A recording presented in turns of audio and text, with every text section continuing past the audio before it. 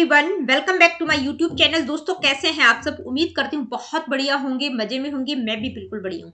तो जैसा कि आप सभी जानते हैं, हमने एक कॉमन पेडागोजी सीरीज स्टार्ट की है और ये जो पेडागोजी सीरीज है न केवल DSSB PRT वाले बच्चों के लिए है, बल्कि जो स्टूडेंट्स BEd MAd एजुकेशन में नेट का प्रिपरेशन कर रहे हैं, इसके अलावा CTET, HTET या किसी अदर स्टेट के टेट के लिए प्रिपरेशन कर रहे हैं, उन सब बच्चों के लिए पेडागोजी सीरीज बहुत ज़्यादा हेल्पफुल है। आप सभी जानते हैं, हमने असेसमेंट का टॉपिक बिल्कुल रिसेंटली मैंने आप लोगों को कंप्लीट करवाया है। असेसमेंट से रिलेटेड जितने भी सब टॉपिक्स थे उन पर मैं अलग अलग वीडियोस बना चुकी हूँ, लेकिन आज ये मैराथन वीडियो रहेगा असेसमेंट के ऊपर। जो अलग अलग वीडियोस मैंने बनाई हैं उन सभी वीडियोस को, यानी कि जो असेसमेंट से रिलेटेड जितने भी वीडियोज हैं, जितने भी सब टॉपिक्स थे, उन सबको आज की इस वीडियो में मैंने कंपाइल करके एक मैराथन वीडियो बनाया है, ताकि असेसमेंट का पूरा टॉपिक आप एक जगह पढ़ सकें। तो आज की इस वीडियो में आप कौन कौन से टॉपिक पढ़ पाएंगे? सबसे पहला टॉपिक रहेगा असेसमेंट होता क्या है, meaning, definitions, nature and characteristics, functions, assessment cycle. ठीक है, उसके बाद नेक्स्ट रहेगा टाइप्स ऑफ असेसमेंट, उसके बाद tools and techniques of assessment. देखिए, ये टूल्स और टेक्निक्स मैंने इवैल्यूएशन का जो टॉपिक करवाया था वहां पर करवाए थे, क्योंकि असेसमेंट और इवैल्यूएशन के टूल्स और टेक्निक्स सेम ही है। ठीक है, तो आज की इस वीडियो में भी आप देख पाएंगे। इसके बाद रहेगा पर्सपेक्टिव्स ऑफ असेसमेंट, यानी कि assessment for learning, assessment as learning, assessment of learning. ये जो तीन टर्म्स है, इनका मतलब क्या होता है, विद एग्जाम्पल्स और MCQ सभी टॉपिक से रिलेटेड आपको मिल जाएंगे। उसके बाद असेसमेंट और इवैल्यूएशन, क्योंकि इवैल्यूएशन का टॉपिक मैं बिल्कुल डिटेल में करवा चुकी हूँ, असेसमेंट को हम पढ़ चुके हैं, दोनों टर्म्स में डिफरेंस क्या होता है। तो आज की इस वीडियो में ये सारे के सारे टॉपिक्स मैंने कवर किए हैं और जितने भी सब टॉपिक्स हैं उन सब से रिलेटेड MCQs भी साथ साथ आपको मिल जाएंगे। तो चलिए स्टार्ट करते हैं आज की इस वीडियो को।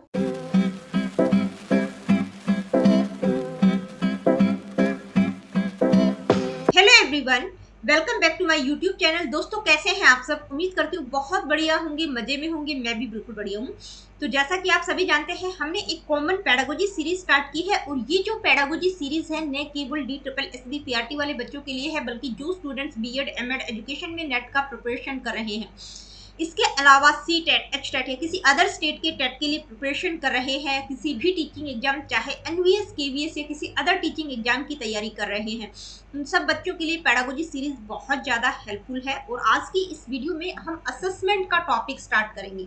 असेसमेंट होता क्या है, meaning, definitions, nature and characteristics, functions, और लास्ट में इस टॉपिक से रिलेटेड कुछ इंपॉर्टेंट MCQs को भी डिस्कस करेंगे। तो चलिए स्टार्ट करते हैं आज की इस वीडियो को। सबसे पहले बात करेंगे व्हाट इज असेसमेंट, यानी कि असेसमेंट का मतलब क्या होता है। तो देखिए, अगर हम मीनिंग की बात करें, असेसमेंट का मतलब क्या होता है? Assessment in education is the collection of various data from different resources to check the students learning and understanding. When reviewed and placed in context, this data helps gauge students' progress, roadblocks and obstacles. It can further give an insight into the reasons why students face the problem they face and can help bridge the gap between content retention and better student performance. Assessment का मतलब क्या होता है, यानी कि different sources से, अलग अलग रिसोर्सेज से हम डेटा को कलेक्ट करते हैं। किस लिए कलेक्ट करते हैं? ताकि स्टूडेंट्स की लर्निंग और अंडरस्टैंडिंग को क्या किया जा सके, चेक किया जा सके। कहने का मतलब है कि भाई आप एक टीचर हैं, आपने बच्चों को कुछ समझाया, तो आप ये जानने की कोशिश करती हैं कि भाई मैंने जो बच्चों को करवाया है, क्या वो चीज़ बच्चों को समझ आई है कि नहीं। ठीक है, आप रिव्यू करते हैं, आप क्वेश्चनिंग करेंगे, आप उनको एक क्विज दे सकते हैं। ठीक है, आप चेक करने की कोशिश करेंगे कि भाई बच्चों को जो चीज़ मैंने समझाई है, क्या उनको अच्छे से समझ आ गई कि नहीं। तो असेसमेंट क्या है? Assessment in education is the collection of various data. Collection का मतलब क्या होता है कि जो भी इंफॉर्मेशन आपने गैदर की है उसको आप जांच कर रही हैं। ठीक है, आप उसको चेक कर रही हैं कि मैंने जो अलग अलग सोर्सेज से डाटा कलेक्ट किया है, कि भाई आपने क्विज का प्रयोग किया है, आप क्वेश्चनिंग के थ्रू बच्चों को चेक कर रहे हैं, आप रिटन टेस्ट के थ्रू बच्चों को चेक कर रहे हैं कि भाई जो चीज़ मैंने बच्चों को समझाई है, क्या वो उनको अच्छे से समझ आई है कि नहीं, कहाँ पर उनको क्या प्रॉब्लम आ रही है, उनकी प्रोग्रेस कैसी है। ठीक है, उनको क्या क्या प्रॉब्लम्स आ रही है, तो ये सारी चीज़ आप चेक करते हैं बीइंग अ टीचर। तो असेसमेंट से होता क्या है कि ये आपको एक इंसाइट प्रोवाइड करता है कि भाई क्या रीजंस हैं, बच्चों को क्या प्रॉब्लम आ रही है, बच्चे क्या चीज़ फेस कर रहे हैं। ठीक है, कहाँ पर गैप्स आ रहे हैं, लर्निंग गैप्स कहाँ पर आ रही है, तो वहां पर उन गैप्स को आप फिल कर सकते हैं कि कंटेंट को रिटेन करने में उस स्टूडेंट्स की बेटर परफॉर्मेंस के बीच में जहां पर भी गैप आ रहे हैं कि बच्चे किस कारण से चीजों को समझ नहीं पा रहे हैं, तो उस गैप को फिल किया जा सकता है। अब असेसमेंट की कुछ डेफिनेशंस यहाँ पर मैंने इंक्लूड किए हैं। देखिए, अलग अलग ऑथर्स, एजुकेटर्स के द्वारा असेसमेंट को अलग अलग तरीके से डिफाइन किया गया है, लेकिन ऑल ओवर अगर आप देखेंगे तो असेसमेंट का मतलब क्या होता है, जो कि मैंने अभी आप लोगों को बताया है कि इसमें बच्चों को जांचने की कोशिश की जाती है, असेस करने की कोशिश की जाती है कि बच्चों को जो चीज समझाई गई है क्या वो उनको अच्छे से समझ आई कि नहीं। तो एलन किस तरह से डिफाइन करते हैं असेसमेंट को, assessment involves the use of empirical data on student learning to refine programs and improve student learning outcomes. तो उनका क्या मानना है कि भाई असेसमेंट में इम्पिरिकल डाटा इन्वॉल्व होता है। इम्पिरिकल डाटा का मतलब होता है जो डाटा एक्सपेरिमेंट्स और प्रैक्टिकल एक्सपीरियंसेस के आधार पर होता है।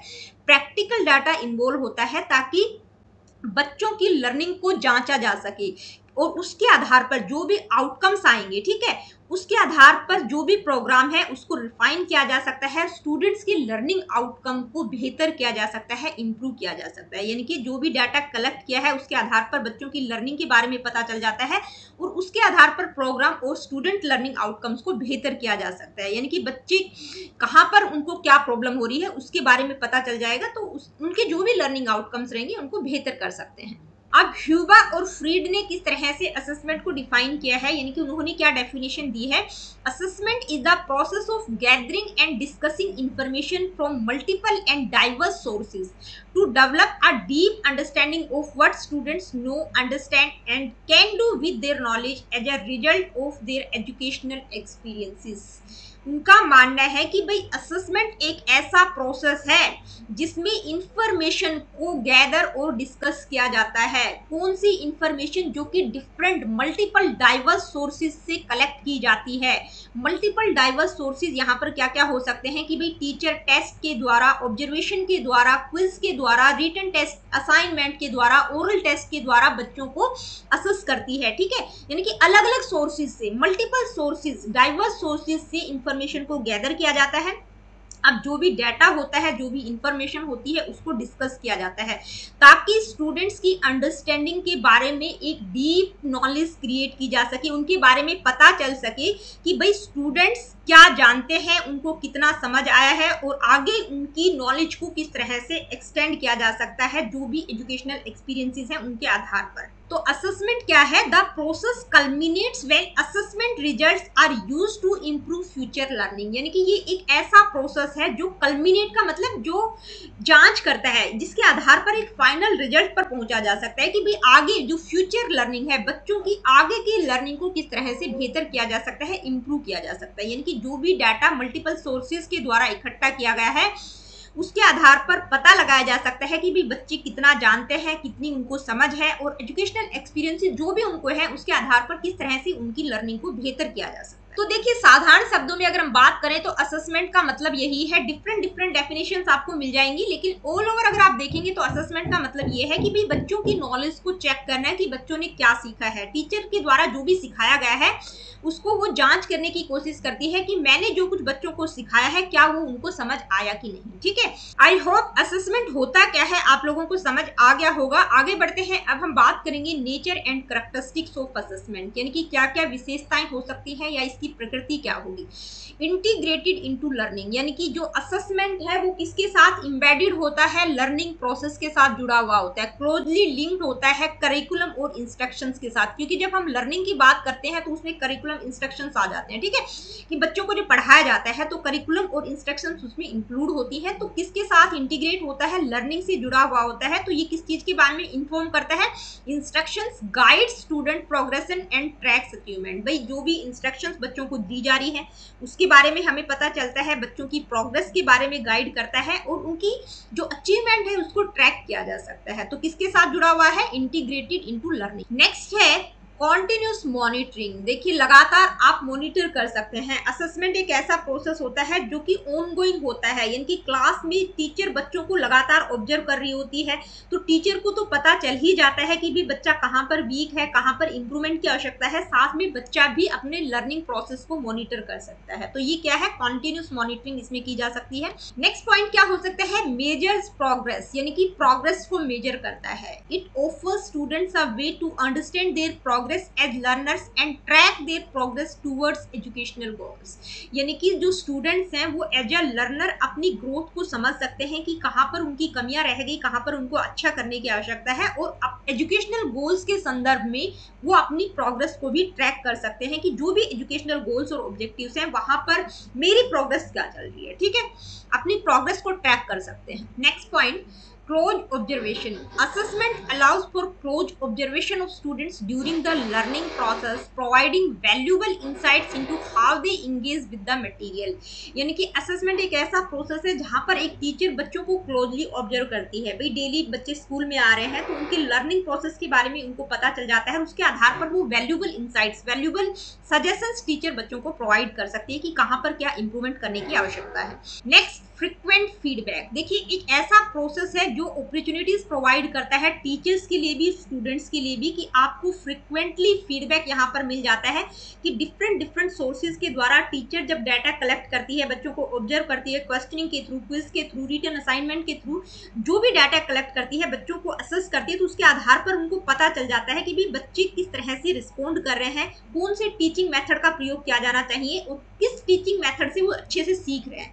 नेक्स्ट पॉइंट है इन्फ्लुएंस ऑन सेल्फ स्टीम, यानी कि आत्म सम्मान को भी इन्फ्लुएंस करता है असेसमेंट। कैसे करता है, इसको एक एग्जांपल से समझाती हूँ। मान लीजिए एक क्लास में एक टीचर ने एक बच्चे को खड़ा किया, ठीक है, बच्चे से कुछ क्वेश्चन पूछा और बच्चे ने बहुत ही कॉन्फिडेंस के साथ उस क्वेश्चन का आंसर किया। ठीक है, टीचर ने कहा वेरी गुड, आपने बहुत अच्छा आंसर दिया है, सभी बच्चों से क्लैपिंग करवाती है टीचर, बच्चा बहुत मोटिवेट हो जाता है। ठीक है, मतलब बच्चे का सेल्फ एस्टीम बढ़ता है असेसमेंट करने से, और उसके जो लर्निंग आउटकम्स रहेंगे आगे वो और अच्छा करने की कोशिश करता है। इसके बाद नेक्स्ट पॉइंट क्या है, आइए देखते हैं। नेक्स्ट पॉइंट है diverse strategies. A variety of assessment strategies are used to ensure a comprehensive understanding of student learning, यानी कि बच्चे किस तरह से सीख रहे हैं, बच्चों की लर्निंग के बारे में एक कॉम्प्रिहेंसिव अंडरस्टैंडिंग के लिए डिफरेंट स्ट्रेटेजीज का प्रयोग किया जा सकता है। असेसमेंट करने के लिए टीचर अलग अलग स्ट्रेटेजीज का प्रयोग कर सकती है, क्वेश्चंस के थ्रू, रिटन टेस्ट के थ्रू, ऑब्जर्वेशन के थ्रू, यानी कि अलग अलग स्ट्रेटेजीज का, अलग अलग मेथड्स का प्रयोग कर सकती है बच्चों को असेस करने के लिए, ताकि उनकी लर्निंग के बारे में एक कॉम्प्रिहेंसिव अंडरस्टैंडिंग हो सके। नेक्स्ट पॉइंट है फीडबैक फॉर इम्प्रूवमेंट। अब हमें पता है कि जब बच्चों को असेस किया जाता है तो फीडबैक मिलता है, यानी कि टीचर को भी फीडबैक मिलता है और बच्चों को भी फीडबैक मिलता है। तो जो असेसमेंट एक्टिविटीज हैं उसके द्वारा टीचर्स और स्टूडेंट्स को जो फीडबैक मिलता है, टीचर बच्चों को बताती है कि भाई यहाँ पर आपको इंप्रूवमेंट करने की आवश्यकता है, और साथ ही टीचर को भी पता चल जाता है कि मैं बच्चों को जो समझा रही हूँ वो उनको कितना समझ आया है, कहाँ पर मुझे कुछ इंप्रूवमेंट करने की आवश्यकता है, कि मुझे कौन सी टीचिंग मेथड्स का प्रयोग करके बच्चों को पढ़ाऊं ताकि उनको बेहतर तरीके से समझ आ सके। ठीक है, यानी कि टीचिंग और लर्निंग प्रैक्टिसेस को बेहतर किया जा सके ताकि लर्निंग आउटकम्स बेहतर हो सके। तो असेसमेंट का नेचर क्या होगा, या हम कह सकते हैं असेसमेंट की कैरेक्टरिस्टिक्स कौन कौन सी होंगी, इसको हमने डिस्कस किया। आगे बढ़ते हैं, अब हम बात करेंगे असेसमेंट साइकिल, या हम कह सकते हैं असेसमेंट की फेजेस कौन कौन सी होंगी। ठीक है, साइकिल भी पूछा जा सकता है या फेजेज भी पूछी जा सकती है। तो असेसमेंट की मुख्य रूप से ये 4 फेजेज होंगे जो कि आप इस इमेज में देख पा रहे हैं। और यहाँ पर मैं आप लोगों को बता दूं कि असेसमेंट की जो ये फेजेस हैं, या हम कह सकते हैं असेसमेंट साइकिल, ये क्या करता है, एजुकेटर्स की हेल्प करता है। यानी कि ये जो फेजेज हैं असेसमेंट की, ये एजुकेटर्स की हेल्प करती हैं ताकि स्टूडेंट्स की जो लर्निंग है उसको इम्प्रूव किया जा सके और उसको मेजर किया जा सके। कौन कौन सी फेजेज हैं उनको हम 1 बाय 1 समझते हैं। सबसे पहले है प्लानिंग या प्रिपेयर करना, यानी कि कोई भी काम आप करते हैं तो उसके बारे में एक प्लानिंग बनाते हैं। ठीक है, प्लान आप बनाते हैं कि भी ये काम मेरे को किस तरह से करना है। ठीक है, तो इसमें सबसे पहले क्या किया जाता है, यानी कि जो भी प्रोग्राम है उसके क्या ऑब्जेक्टिव्स रहेंगे। सबसे पहले ऑब्जेक्टिव्स को डिफाइन किया जाता है कि भी असेसमेंट कैसे करना है, कौन कौन से टूल्स टेक्निक्स का प्रयोग करना है, उसका एक पूरा का पूरा प्रारूप यानी कि एक डिजाइन तैयार किया जाता है। ठीक है, एक आउटलाइन तैयार की जाती है, उस प्रोग्राम के बारे में पूरी की पूरी एक आउटलाइन बनाना, प्लानिंग बनाना कि इसको हम किस तरह से करेंगे, क्या क्या असेस करना है, कैसे करना है।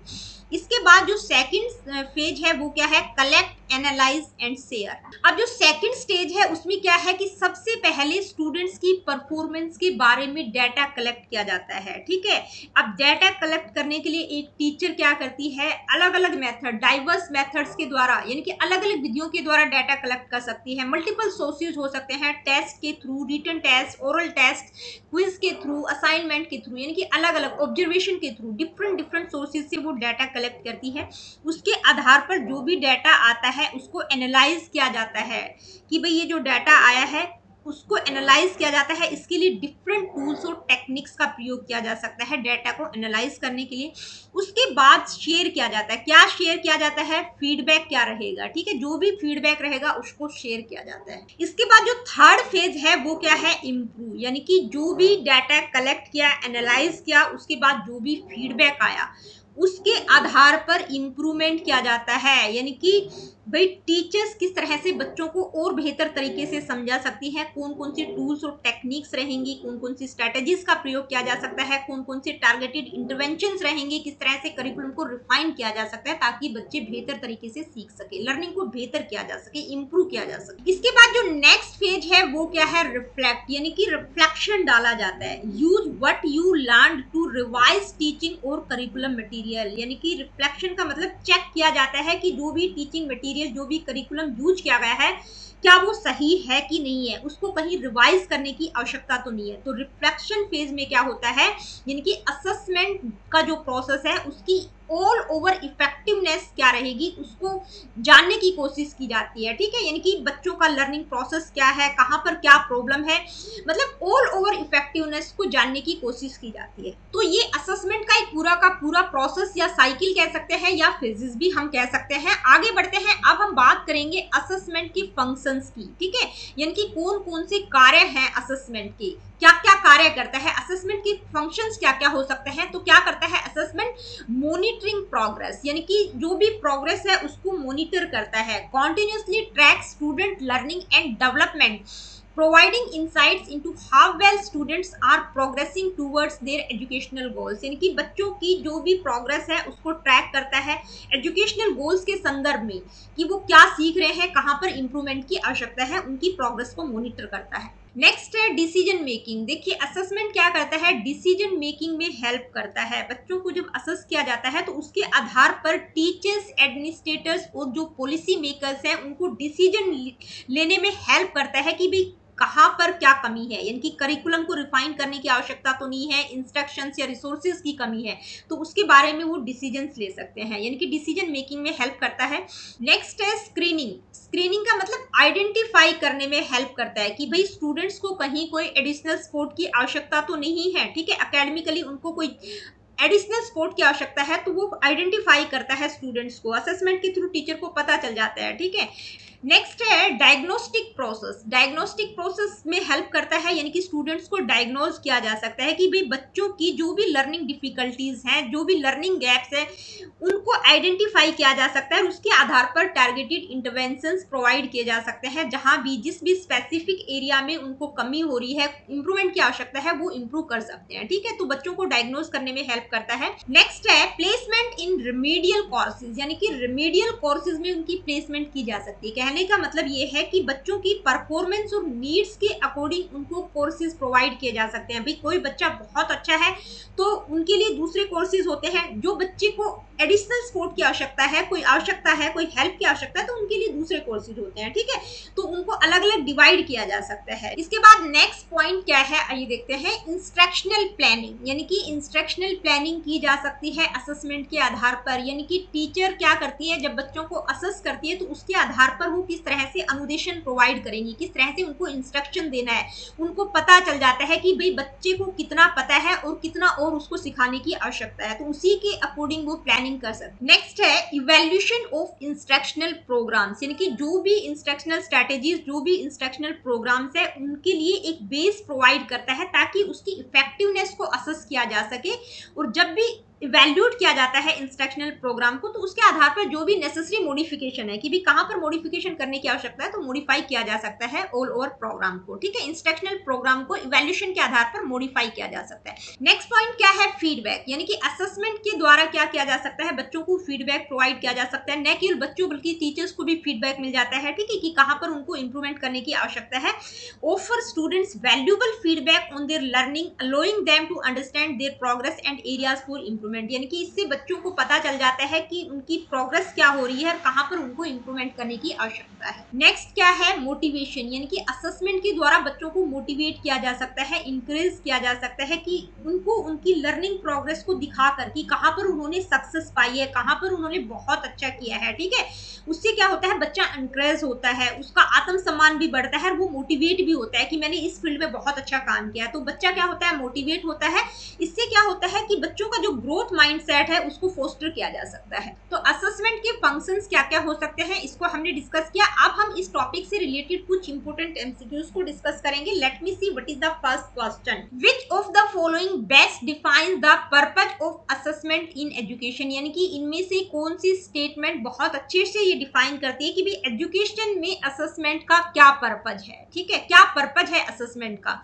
To rank students according to their performance, यानी कि स्टूडेंट्स को उनकी परफॉर्मेंस के अकॉर्डिंग रैंक प्रोवाइड किया जाता है। To collect information to improve teaching and learning outcomes, यानी कि टीचिंग लर्निंग आउटकम्स को इम्प्रूव करने के लिए इंफॉर्मेशन को कलेक्ट करना। To assess only knowledge retention at the end of a course, यानी कि किसी भी कोर्स के एंड में बच्चों ने कितनी नॉलेज रिटेन की उसको असेस करना। To administer standardise test for evaluation, यानी कि जो स्टैंडर्डाइज टेस्ट है इवैल्यूएशन के लिए उनको एडमिनिस्टर करना, उनको प्रशासित करना। तो कौन सी बेस्ट डिफाइन करती है, इसमें क्या होता है कि भाई बच्चों की टीचिंग और लर्निंग को किस तरह से इंप्रूव किया जाता है उसके बारे में इंफॉर्मेशन को कलेक्ट करना। नेक्स्ट क्वेश्चन है, which of the following is not a characteristic of effective assessment, यानी कि इनमें से इफेक्टिव असेसमेंट की कौन सी करैक्टरिस्टिक नहीं होगी। Validity, exclusivity, reliability, fairness. तो देखिए वैलिड होना चाहिए असेसमेंट, रिलायबल होना चाहिए, फेयर होना चाहिए। एक्सक्लूसिविटी का मतलब विशिष्ट नहीं होना चाहिए कि केवल कुछ लोगों तक सीमित हो, ये नहीं होता। ठीक है, तो ये उसकी करैक्टरिस्टिक नहीं होगी, एक्सक्लूसिविटी। नेक्स्ट क्वेश्चन क्या है आइए देखते हैं, which of the following describe the analyze and share phase in the assessment cycle। देखिए असेसमेंट साइकिल की 4 फेजेज हमने डिस्कस की, तो उसमें जो एनालाइज और शेयर फेज है वो क्या डिस्क्राइब करती है। Evaluating and interpreting the collected data to inform decisions and sharing insights, यानी कि जो भी डाटा कलेक्ट किया गया है उसको इवैल्यूएट करना, इंटरप्रेट करना ताकि डिसीजंस शेयर किए जा सके, इनसाइट्स शेयर की जा सके, जो भी सूझ है, जो भी सुझाव है उनको शेयर किया जा सके। नेक्स्ट है planning the methods of data collection and deciding on tools, making adjustments to teaching based on data results, reflecting on the effectiveness of previous assessment. तो देखिए एनालाइज और शेयर वाली जो फेज है वो क्या कहती है कि जो भी डाटा कलेक्ट किया गया है उसको इवैल्यूएट करना, इंटरप्रेट करना और उसके आधार पर जो भी डिसीजन आता है उसको शेयर कर। नेक्स्ट क्वेश्चन क्या है आइए देखते हैं, which of the following best describe the reflect phase of the assessment cycle, यानी कि assessment cycle का जो reflect phase है वो किस चीज को डिफाइन करता है। ठीक है, evaluating the success of assessment processes and making improvements for future cycles, collecting new data from student performance, planning new assessment tools for the next unit, sharing results with stakeholders. तो reflection में क्या होता है कि future के लिए क्या planning हो सकती है, फ्यूचर में असेसमेंट को किस तरह से इंप्रूव किया जा सकता है उस चीज पर, यानी कि ऑल ओवर असेसमेंट की इफेक्टिवनेस को मेजर करना, उसके ऊपर रिफ्लेक्शन डालना कि कहां पर क्या इंप्रूवमेंट की आवश्यकता है। Next question, which characteristic of assessment ensure that the results are consistent and reproducible over time, यानी कि कौन सी असेसमेंट की कैरेक्टरिस्टिक ये बताती है कि भाई एक टाइम के बाद भी जब रिजल्ट्स को रिप्रोड्यूस किया जाए तो उनके जो रिजल्ट्स रहते हैं वो कंसिस्टेंट रहते हैं, उनमें कोई चेंजेस नहीं होता। Fairness, reliability, flexibility, validity. तो कौन सी होती है, रिलायबिलिटी, यानी कि एक टाइम पीरियड के बाद भी आप चेक करेंगे तो वही रिजल्ट्स आपको मिलेंगे, कंसिस्टेंट रहते हैं रिजल्ट्स। नेक्स्ट क्वेश्चन क्या है आइए देखते हैं। नेक्स्ट क्वेश्चन है, which phase in the assessment cycle involve setting objectives and determining the methods of data collection. यानी कि असेसमेंट साइकिल की कौन सी फेज में हम बात करते हैं, किसकी, ऑब्जेक्टिव्स को सेट करने की, मेथड्स और डाटा कलेक्शन को किस तरह से डिटरमाइन करना है, कौन कौन से मेथड्स रहेंगे, टूल्स और टेक्निक्स क्या क्या रहेंगी। ठीक है, तो कौन सी फेज में हम बात करते हैं, ऑब्जेक्टिव्स की बात हम किसमें करते हैं, प्लान, कलेक्ट, एनालाइज या इंप्रूव। तो सबसे पहली जो फेज है प्लानिंग फेज, वहां पर सबसे पहले जो भी लर्निंग ऑब्जेक्टिव्स रहेंगे इनको सेट किया जाता है, कौन से मेथड्स, टूल्स, टेक्निक्स का प्रयोग किया जाएगा। ठीक है, next question, which function of assessment is closely associated with motivating students. यानी कि असेसमेंट का कौन सा फंक्शन है जिसमें स्टूडेंट्स को क्लोजली मोटिवेट किया जा सकता है, डायग्नोस्टिक असेसमेंट, समेटिव, प्लेसमेंट या फॉर्मेटिव असेसमेंट। तो क्लोजली कब मोटिवेट किया जाता है, फॉर्मेटिव असेसमेंट में, जब लगातार आप बच्चों को ऑब्जर्व करते हैं। ठीक है, जब आप पढ़ा रहे होते हैं तभी बच्चों को आप मोटिवेट करते हैं, उनको ऑब्जर्व करते हैं। तो क्लोजली मोटिवेट कब किया जा सकता है, फॉर्मेटिव असेसमेंट। नेक्स्ट क्वेश्चन क्या है, आइए देखते हैं। नेक्स्ट क्वेश्चन है, which of the following is not typically involved in the improve phase of the assessment cycle. यानी कि यहाँ पर 4 ऑप्शंस आप लोगों को दिए गए हैं, पूछा गया है कि भाई असेसमेंट साइकिल का जो इम्प्रूव फेज है तो इन चारों में से उसमें कौन सा शामिल नहीं होगा। ठीक है, कौन सा ऑप्शन उसमें नहीं आएगा, grading students performance, adjusting teaching strategies based on assessment data, implementing instructional changes, reviewing feedback to address learning gaps. तो कौन सा नहीं आएगा इम्प्रूव फेज में, ग्रेडिंग स्टूडेंट्स परफॉर्मेंस। यानी कि स्टूडेंट्स की परफॉर्मेंस को ग्रेड नहीं किया जाता, बल्कि इस स्टेज में क्या किया जाता है, चीजों को इम्प्रूव करने की कोशिश की जाती है। यानी कि टीचिंग स्ट्रेटेजीज को इम्प्रूव करना, इंस्ट्रक्शनल चेंजेस क्या रहेंगे, फीडबैक के आधार पर, मतलब जो भी लर्निंग गैप्स है उनको रिव्यू करना, इंप्रूव करने की कोशिश की जाती है। तो परफॉर्मेंस जो है स्टूडेंट्स की उसको ग्रेड नहीं किया जाता। तो ये कुछ इंपॉर्टेंट एमसीक्यूज हमने डिस्कस किए। तो दोस्तों आज की इस वीडियो में इतना ही, मिलती हूँ आप लोगों से अपनी अगली वीडियो में। अगली वीडियो में हम टाइप्स ऑफ असेसमेंट यानी कि असेसमेंट कितने तरह का होता है उसको डिस्कस करेंगे। Really good, take care of yourself. देखिए वीडियो सेशंस आप लोगों को पसंद आते हैं तो please like, share and do subscribe the education classes. किसी प्रकार का क्वेश्चन, क्वेरीज, फीडबैक आप मुझे देना चाहते हैं, do comment in the comment section.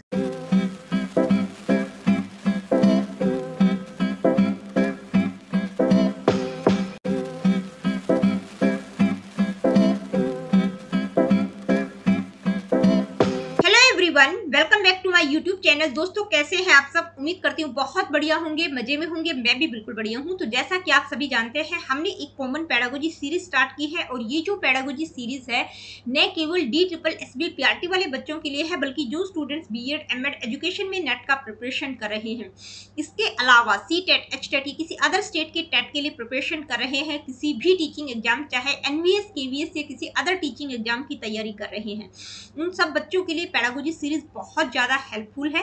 और आप सभी जानते हैं पिछली वीडियो में हमने असेसमेंट का टॉपिक स्टार्ट किया था, यानी कि असेसमेंट होता क्या है, meaning, definitions, nature and characteristics, assessment के फंक्शन क्या होते हैं, असेसमेंट की पेजेस कौन कौन सी होती हैं। और आज के इस वीडियो में हम टाइप्स को डिस्कस करेंगे, यानी कि असेसमेंट के टाइप्स कौन कौन से होते हैं उनको बिल्कुल डिटेल में समझेंगे। तो चलिए स्टार्ट करते हैं आज की इस वीडियो को, टाइप्स ऑफ असेसमेंट।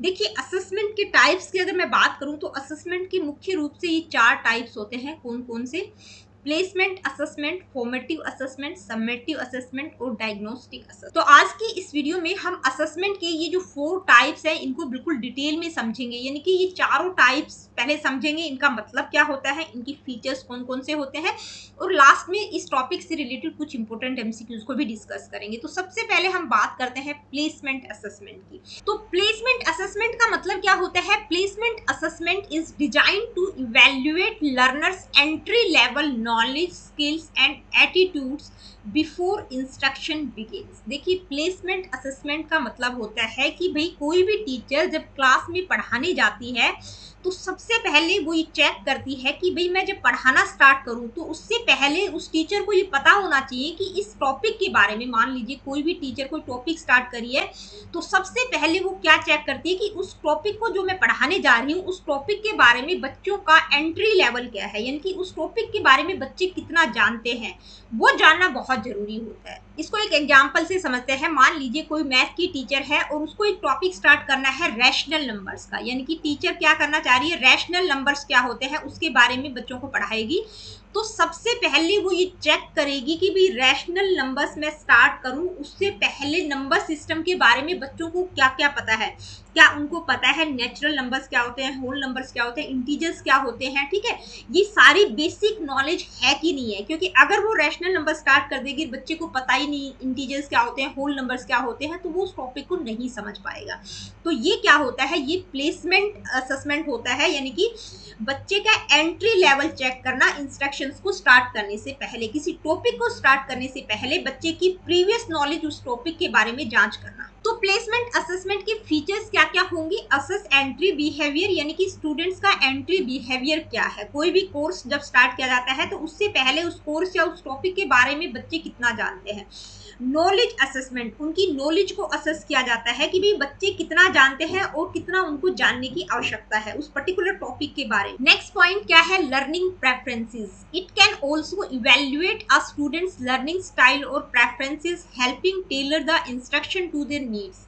यानी कि लर्निंग प्रेफरेंसेस को भी इवेल्युएट किया जा सकता है प्लेसमेंट असेसमेंट के द्वारा, ताकि जो भी इंस्ट्रक्शन दी जाए उनकी नीड के अकॉर्डिंग उनको तैयार किया जा सके, ठीक है। नेक्स्ट है स्किल इवेल्युएशन। भाई बच्चे के अंदर कोई स्पेसिफिक स्किल है कि नहीं उस टॉपिक से रिलेटेड। मान लीजिए कोई भी टीचर जो टॉपिक स्टार्ट करी है, उस टॉपिक, उस पर्टिकुलर टॉपिक के बारे में बच्चे की स्पेसिफिक स्किल क्या है, उसके बारे में प्लेसमेंट असेसमेंट के द्वारा पता चल जाता है। इनफॉर्म्स इंस्ट्रक्शंस के बारे में पता चल जाता है कि भी टीचर को जब ये पता चल जाए कि बच्चे का इनिशियल लेवल क्या है, एंट्री बिहेवियर क्या है, तो उसको पता चल जाएगा कि उसको कहाँ से इंस्ट्रक्शन स्टार्ट करनी है।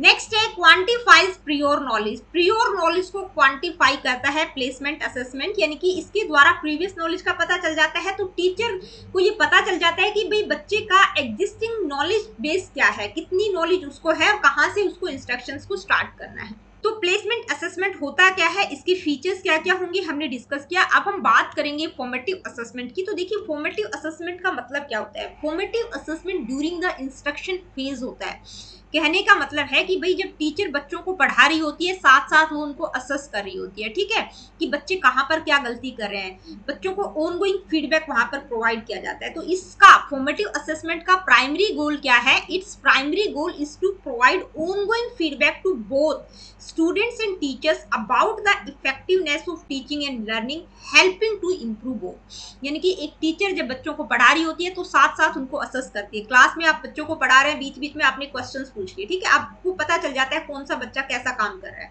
तो ये क्या है, ये फॉर्मेटिव असेसमेंट है। तो इसका प्राइमरी गोल यही है कि भाई यहाँ पर बच्चों को भी साथ साथ फीडबैक मिल जाता है और साथ ही टीचर को भी पता चल जाता है कि कहाँ पर मुझे अपने टीचिंग मेथड्स में इंप्रूवमेंट करने की आवश्यकता है। तो इसके द्वारा टीचिंग लर्निंग इफेक्टिवनेस बनी रहती है और दोनों को, टीचिंग लर्निंग को इंप्रूव किया जा सकता है। अब बात करें फीचर्स की, यानी कि फॉर्मेटिव असेसमेंट के फीचर्स क्या क्या हो सकते हैं। तो क्या क्या होंगे, integral to teaching and learning. Teaching learning का एक इंटीग्रल पार्ट है, कोर कंपोनेंट है फॉर्मेटिव असेसमेंट, क्योंकि डेली क्लासरूम एक्टिविटी के साथ इंटीग्रेटेड होता है। टीचर साथ साथ बच्चों को पढ़ा रही होती है और असेस भी कर रही होती है। तो टीचिंग लर्निंग का इंटीग्रल पार्ट है। Non contributory to final grades. देखिए फाइनल ग्रेड्स की बात हम कब करते हैं, समेटिव असेसमेंट में, तो उसमें ये नॉन कॉन्ट्रीब्यूटरी है, क्योंकि ये क्या है, ये फाइनल ग्रेड्स को असेस नहीं करता है कि भाई बच्चों को पूरा साल पढ़ा दिया, उसके बाद में जब बच्चों को असेस किया जाता है तो ये क्या है, ये ऑनगोइंग फीडबैक प्रोवाइड करता है। नेक्स्ट है आइडेंटिफिकेशन ऑफ इन्फ्लुएंशियल वेरिएबल्स। जो भी वेरिएबल्स इन्फ्लुएंस करते हैं लर्निंग को, उनको आइडेंटिफाई किया जा सकता है फॉर्मेटिव असेसमेंट के द्वारा, जैसे कि student engagement, instructional methods, external influences हो सकते हैं, एक्सटर्नल वेरिएबल्स हो सकते हैं। कहने का मतलब ये है कि भी फॉर्मेटिव असेसमेंट एक ऑनगोइंग प्रोसेस होता है कि जब आप पढ़ा रहे होते हैं तभी आप बच्चों को असेस कर रहे होते हैं, तो आपको पता चल जाता है कि भाई बच्चे इंगेज हैं कि नहीं, वो लर्निंग में इंटरेस्ट ले रहे हैं कि नहीं, मुझे अपने इंस्ट्रक्शनल मेथड्स को चेंज करने की आवश्यकता तो नहीं है, ठीक है। तो और भी जो भी एक्सटर्नल फैक्टर्स होते हैं, एक्सटर्नल वेरिएबल्स होते हैं, उनके बारे में भी पता चल जाता है फॉर्मेटिव असेसमेंट के द्वारा। नेक्स्ट पॉइंट है फ्लेक्सिबल डिजाइन। देखिए ये जो फॉर्मेटिव असेसमेंट होता है ये कैसा होता है, इसका जो प्रारूप होता है, डिजाइन यानी कि प्रारूप कैसा होता है, फ्लेक्सिबल होता है, चेंजेबल होता है, एडेप्टेबल होता है। यानी कि यहाँ पर क्या होता है, बच्चों की नीड्स और लर्निंग कॉन्टेक्स्ट के आधार पर जो भी चेंजेस करने की आवश्यकता होती है, जो भी एडजस्टमेंट की आवश्यकता होती है, उनको चेंज किया जा सकता है, ठीक है, फ्लेक्सिबल है, अडेप्टेबल है। नेक्स्ट है मॉनिटरिंग ड्यूरिंग इंस्ट्रक्शंस। भाई मॉनिटर कर रहे हैं, टीचर क्या कर रही है, बच्चों को मॉनिटर कर रही है ड्यूरिंग द इंस्ट्रक्शन, जब वो पढ़ा रही है साथ साथ बच्चों को मॉनिटर कर रही है, असेस कर रही है। नेक्स्ट है इमीडिएट फीडबैक। ये क्या है, फॉर्मेटिव असेसमेंट ऑनगोइंग प्रोसेस होता है। टीचर जब बच्चों को पढ़ा रही होती है तो साथ साथ असेस कर रही होती है, तो तुरंत बच्चों को फीडबैक प्रोवाइड कर सकती है उसके बिहेवियर के बारे में, उसकी लर्निंग के बारे में, अंडरस्टैंडिंग उसकी नॉलेज के बारे में। नेक्स्ट है टीचर रिफ्लेक्शन। भाई फॉर्मेटिव असेसमेंट के द्वारा टीचर को भी फीडबैक मिलता है, वो अपने आप पर रिफ्लेक्शन डाल सकती है, अपने बारे में अपने आप को एनालाइज कर सकती है कि भी मैं जो भी इंस्ट्रक्शनल स्ट्रेटेजीज मेथड्स यूज कर रही हूँ क्या उनको कहीं मॉडिफाई करने की आवश्यकता है, कि बच्चों को समझ आ रहा है या नहीं आ रहा, तो उसके अकॉर्डिंग वो अपने इंस्ट्रक्शनल स्ट्रेटेजीज को मॉडिफाई कर सकती है। तो फॉर्मेटिव असेसमेंट होता क्या है, उसके फीचर्स कौन कौन से होंगे उसको हमने डिस्कस किया। अब हम बात करेंगे समेटिव असेसमेंट की। तो समेटिव असेसमेंट का मतलब क्या होता है? Summative assessment measures the extent of a learner success in achieving the learning outcomes of a module और program. It contributes to the final grade और mark and is typically used to evaluate overall performance at the end of an instructional period। यानी कि एक instructional period के last में जब बच्चों की परफॉर्मेंस, ओवरऑल परफॉर्मेंस को इवेल्युएट किया जाता है, यानी कि साल के लास्ट में या सेमेस्टर के एंड में जब बच्चों को असेस किया जाता है, तो उसको हम कहते हैं समेटिव असेसमेंट। तो समेटिव असेसमेंट में क्या होता है, बच्चों की एक साल के लास्ट में या एक कोर्स के एंड में उनकी ओवरऑल परफॉर्मेंस को इवेल्युएट किया जाता है कि भाई बच्चों ने इस पूरे कोर्स के दौरान क्या क्या सीखा, ठीक है, और उसी के आधार पर उनको जो है degree, diploma, marks, grade provide किए जाते हैं। तो ये क्या होता है, ये समेटिव असेसमेंट होता है। इसके फीचर्स क्या क्या होंगे? मेजर सक्सेस, बच्चों की सक्सेस को मेजर करता है समेटिव असेसमेंट। कैसे करता है कि एक पर्टिकुलर कोर्स के दौरान बच्चों ने क्या क्या सीखा उसको मेजर किया जाता है। फाइनल मार्क कंट्रीब्यूशन, यानी कि बच्चों ने एक पर्टिकुलर कोर्स के दौरान जो भी सीखा उसके आधार पर उनको degree, diploma, grade, marks provide किए जाते हैं। टिपिकली एंड ऑफ यूनिट, यानी कि कब कंडक्ट किया जाता है? And of a unit, course और टर्म, यानी कि किसी टर्म, कोर्स या किसी भी यूनिट के एंड में इसको कंडक्ट किया जाता है, ठीक है, उसी के आधार पर उनको मार्क्स प्रोवाइड किए जाते हैं। नेक्स्ट पॉइंट है क्वांटिफाइज अचीवमेंट, यानी कि अचीवमेंट को क्वांटिफाई करता है, बच्चों की ओवरऑल अचीवमेंट क्या है उसको मेजर करता है, जिसके आधार पर बच्चों को degree, diploma, grade, marks provide किए जाते हैं, आगे बच्चे क्या प्रोग्रेस कर सकते हैं, ठीक है, उनकी अचीवमेंट को क्वांटिफाई करता है। Data for selection, provides data that can be used for selection purposes such as moving to the next stage of education or for employment opportunities। भाई बच्चों का सिलेक्शन के बारे में डाटा प्रोवाइड करता है कि बच्चे एजुकेशन में आगे कौन सी स्टेज पे जा सकते हैं या उनके लिए एम्प्लॉयमेंट अपॉर्चुनिटीज क्या क्या हो सकती हैं, ये समेटिव असेसमेंट के द्वारा पता चलता है। नेक्स्ट है जजमेंट ऑफ कंप्लीटेड प्रोग्राम, यानी कि किसी कंप्लीट कोर्स के बारे में, किसी कंप्लीटेड प्रोग्राम के बारे में एक जजमेंट प्रोवाइड करता है, ठीक है, उसकी मेरिट्स, डिमेरिट्स के बारे में।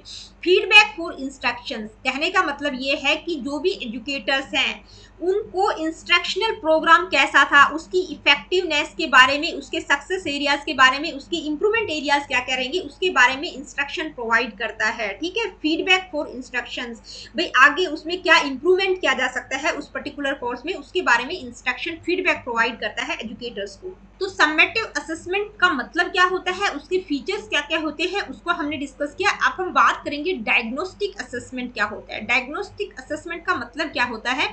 Diagnostic assessment aims to identify the root causes of persistent or recurring learning difficulties. Unlike formative assessment, which focuses on future improvements, diagnostic assessment looks backward to understand existing issues and plan remedial actions। देखिए diagnostic assessment का मतलब होता है किसी भी चीज को diagnose करना। डायग्नोस्टिक का मतलब होता है जैसे जब आप किसी डॉक्टर के पास जाते हैं, आपको कोई भी बीमारी है, तो सबसे पहले डॉक्टर क्या करता है, उस बीमारी के रूट कॉजेज क्या क्या है उनको जानने की कोशिश करता है, ठीक है, कि भाई आपको ये बीमारी हुई कैसे, उसके पीछे की क्या क्या कारण है उनको जानने की कोशिश करता है। तो एजुकेशन में जब हम डायग्नोस्टिक असेसमेंट की बात करते हैं तो इसमें क्या होता है कि भाई बच्चे को जो भी लर्निंग डिफिकल्टीज आ रही है उसके रूट कॉजेज क्या है, किस कारण से उसको लर्निंग डिफिकल्टीज आई है, उसके पीछे के कारण क्या क्या है, उनको जानने की कोशिश की जाती है। जैसे अगर हम बात करें फॉर्मेटिव असेसमेंट की, तो फॉर्मेटिव असेसमेंट किस पर फोकस करता है, फ्यूचर इंप्रूवमेंट पर, भाई आगे लर्निंग को कैसे बेहतर किया जा सकता है। ठीक है, इसमें ऑनगोइंग फीडबैक बच्चों को प्रोवाइड किया जा सकता है ताकि वो अपनी लर्निंग को बेहतर कर सके। ठीक है, टीचर बच्चों को साथ साथ फीडबैक प्रोवाइड करती है, तो इसमें फ्यूचर इंप्रूवमेंट पर फोकस किया जाता है। लेकिन जो डायग्नोस्टिक असेसमेंट होता है वो क्या करता है, लुक्स बैकवर्ड, यानी कि पीछे की तरफ देखता है। कहने का मतलब ये है कि भाई बच्चे को जो भी लर्निंग डिफिकल्टीज आ रही हैं तो उनके पीछे के रूट कॉजेज क्या क्या है, क्या क्या इश्यूज थे, क्या क्या प्रॉब्लम थी जिसके कारण बच्चों को ये प्रॉब्लम हो रही है, उनको आइडेंटिफाई किया जाता है। तो डायग्नोस्टिक असेसमेंट के फीचर्स क्या क्या होंगे, identifies existing knowledge and difficulties, भाई बच्चे को जो नॉलेज और डिफिकल्टीज हैं उसके पीछे क्या क्या कारण थे, ठीक है, वो लर्निंग डिफिकल्टीज क्यों है, उनके रूट कॉजेस को आइडेंटिफाई किया जाता है। नेक्स्ट है प्रॉब्लम रिजोल्यूशन, प्रॉब्लम को रिजोल्व किया जाता है। भाई बच्चे को जो भी लर्निंग डिफिकल्टीज है जब उसका पता चल जाता है तो उसके साथ क्या प्रॉब्लम है, क्या इश्यू है, उसको एड्रेस करने की कोशिश की जाती है, उसको रिजोल्व किया जाता है। डायग्नोस्टिक टेक्निक्स, भाई बच्चे की जो भी लर्निंग डिफिकल्टीज है उनको अनकवर करने के लिए डायग्नोस्टिक टूल्स और टेक्निक्स का प्रयोग किया जाता है। ठीक है, इसके बाद नेक्स्ट पॉइंट क्या है, नेक्स्ट पॉइंट है valuable feedback, provides critical feedback to students about their learning challenges, helping them understand which objectives they have not yet achieved. बच्चों को वैल्यूएबल फीडबैक प्रोवाइड किया जा सकता है उनकी learning difficulties, learning challenges, issues के बारे में, ठीक है, ताकि वो अपने गोल को अचीव कर सके। इन्फॉर्म्स लर्निंग गोल्स, देखिए लर्निंग गोल्स के बारे में इन्फॉर्म करता है। भाई बच्चे को जब पता चल जाएगा, टीचर एक बच्चे को बता देती है कि भाई उसको ये चैलेंजेस हैं, तो उसके आधार पर, ठीक है, कि आप ये गोल सेट कर सकते हैं, यहाँ इस फील्ड में जा सकते हैं, इस फील्ड में आप नहीं जा सकते, तो वो अपने लर्निंग गोल्स को सेट कर सकते हैं। तो डायग्नोस्टिक असेसमेंट क्या करता है, लर्निंग गोल्स के बारे में इन्फॉर्म करता है। इनहेंस लर्नर ऑटोनोमी, देखिए लर्नर ऑटोनोमी का मतलब जो शिक्षार्थी है उसकी स्वायत्तता को इनहेंस करता है कि भाई बच्चा अपने काम की रिस्पॉन्सिबिलिटी खुद लेकर आगे बढ़ सकता है। ठीक है, sports instructional adjustments, assist teachers in refining their instructional strategies and making relevant adjustment to better meet the need of their students। भाई बच्चों की जो भी आवश्यकताएं हैं उसके आधार पर टीचर इंस्ट्रक्शनल स्ट्रेटेजीज को बना सकता है, उनमें एडजस्टमेंट कर सकता है। ठीक है, इंस्ट्रक्शनल एडजस्टमेंट में सपोर्ट करता है कि भी बच्चे को ये प्रॉब्लम है तो उसके अकॉर्डिंग टीचर इंस्ट्रक्शनल स्ट्रेटेजीज को मॉडिफाई कर सकता है। नेक्स्ट है बैकवर्ड फोकस, भाई फॉर्मेटिव असेसमेंट क्या है, फॉरवर्ड लुकिंग है, आगे की तरफ फ्यूचर इंप्रूवमेंट से रिलेटेड होता है, लेकिन ये क्या है, पास्ट डिफिकल्टीज पर फोकस करता है ताकि फ्यूचर लर्निंग के लिए इंटरवेंशंस प्रोवाइड किए जाएं। भाई पीछे बच्चे को क्या क्या लर्निंग डिफिकल्टीज जो भी हैं उसके पीछे के कारण क्या क्या है उनको जानने की कोशिश की जाती है ताकि फ्यूचर लर्निंग के लिए जो भी आगे सुधार किए जाए उसके लिए फ्यूचर लर्निंग के लिए इंटरवेंशंस प्रोवाइड करता है। तो ये था डायग्नोस्टिक असेसमेंट क्या होता है, उसके फीचर्स कौन कौन से होंगे। तो आज की इस वीडियो में हमने असेसमेंट के जो 4 मुख्य टाइप्स थे उनको बिल्कुल डिटेल में समझा।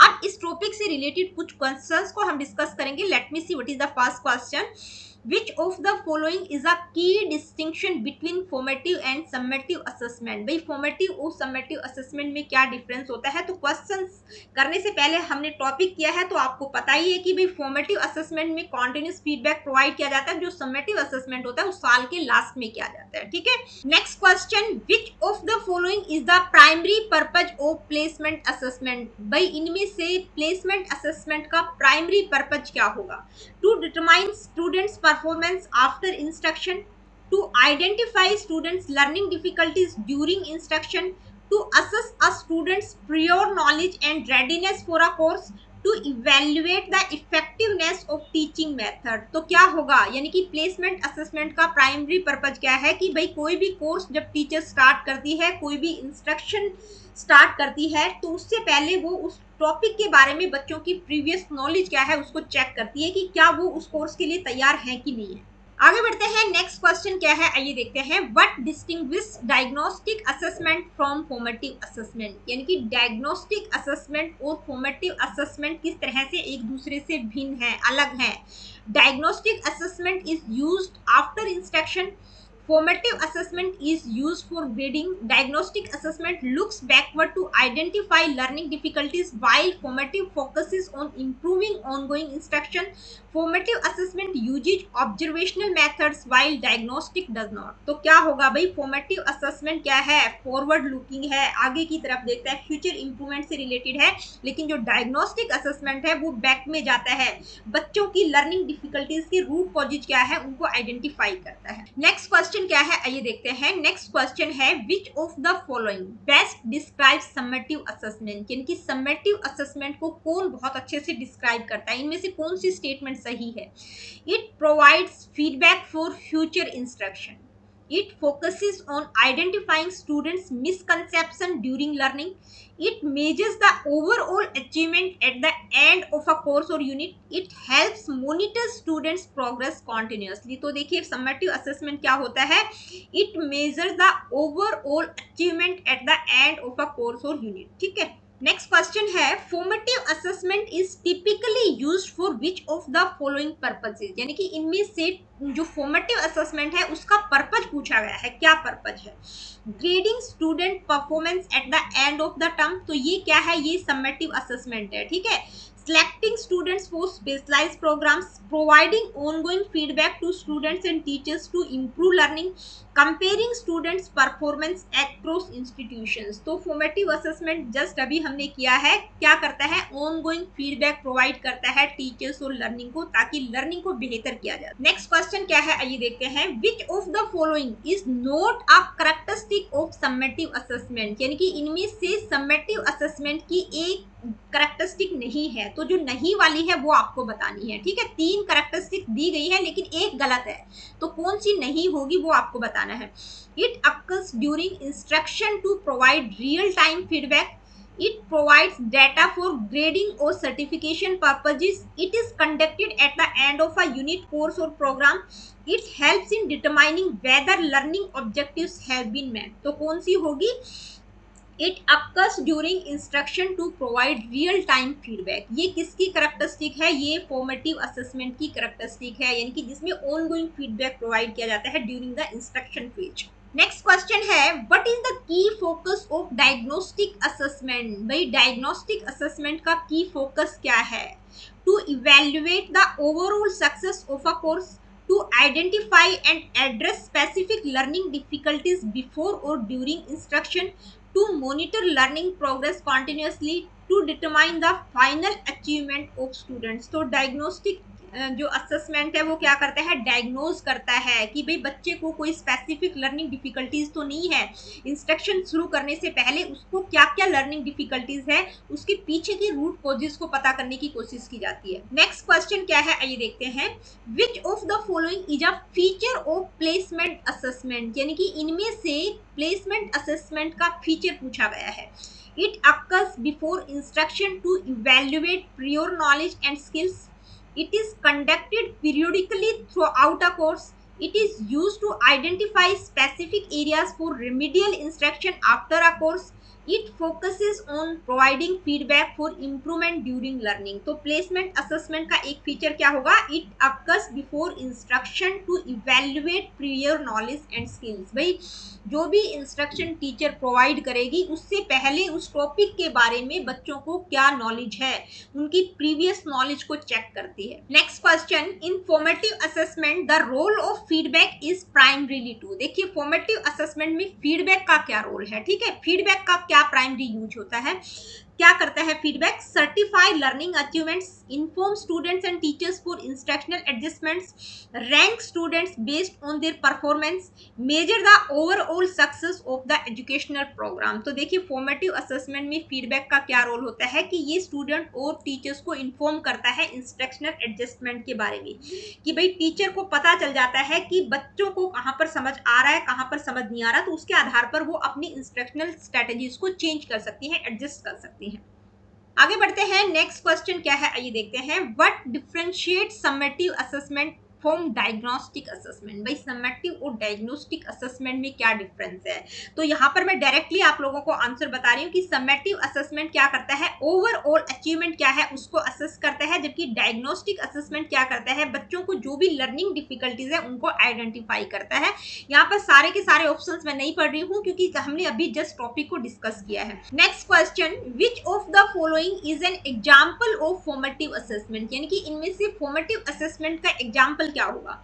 And of term final exam, classroom discussion to gauge student understanding, college entrance test, standardised state level assessment. तो देखिए फॉर्मेटिव असेसमेंट क्या होता है, क्लास में टीचर बच्चों की अंडरस्टैंडिंग को समझने के लिए साथ साथ इंस्ट्रक्शंस प्रोवाइड करती है, ऑन गोइंग फीडबैक प्रोवाइड किया जाता है। ठीक है, तो दोस्तों आज की वीडियो में इतना ही। मिलती हूँ आप लोगों से अपनी अगली वीडियो में। Really good, take care of yourself. देखिए वीडियो सेशंस आप लोगों को पसंद आते हैं तो please like share and do subscribe the education classes. किसी प्रकार का क्वेश्चन क्वेरीज फीडबैक आप मुझे देना चाहते हैं, do comment in the comment section, जो कि आप बिल्कुल नहीं करते हैं। तो सभी से रिक्वेस्ट है कि कॉमेंट करके मुझे जरूर बताया करो, जैसा भी लेक्चर आपको लगता है उसके बारे में कॉमेंट जरूर किया करो। तो मिलती हूँ आप लोगों से अपनी अगली वीडियो में। अगली वीडियो में हम असेसमेंट की पर्सपेक्टिव्स को डिस्कस करेंगे।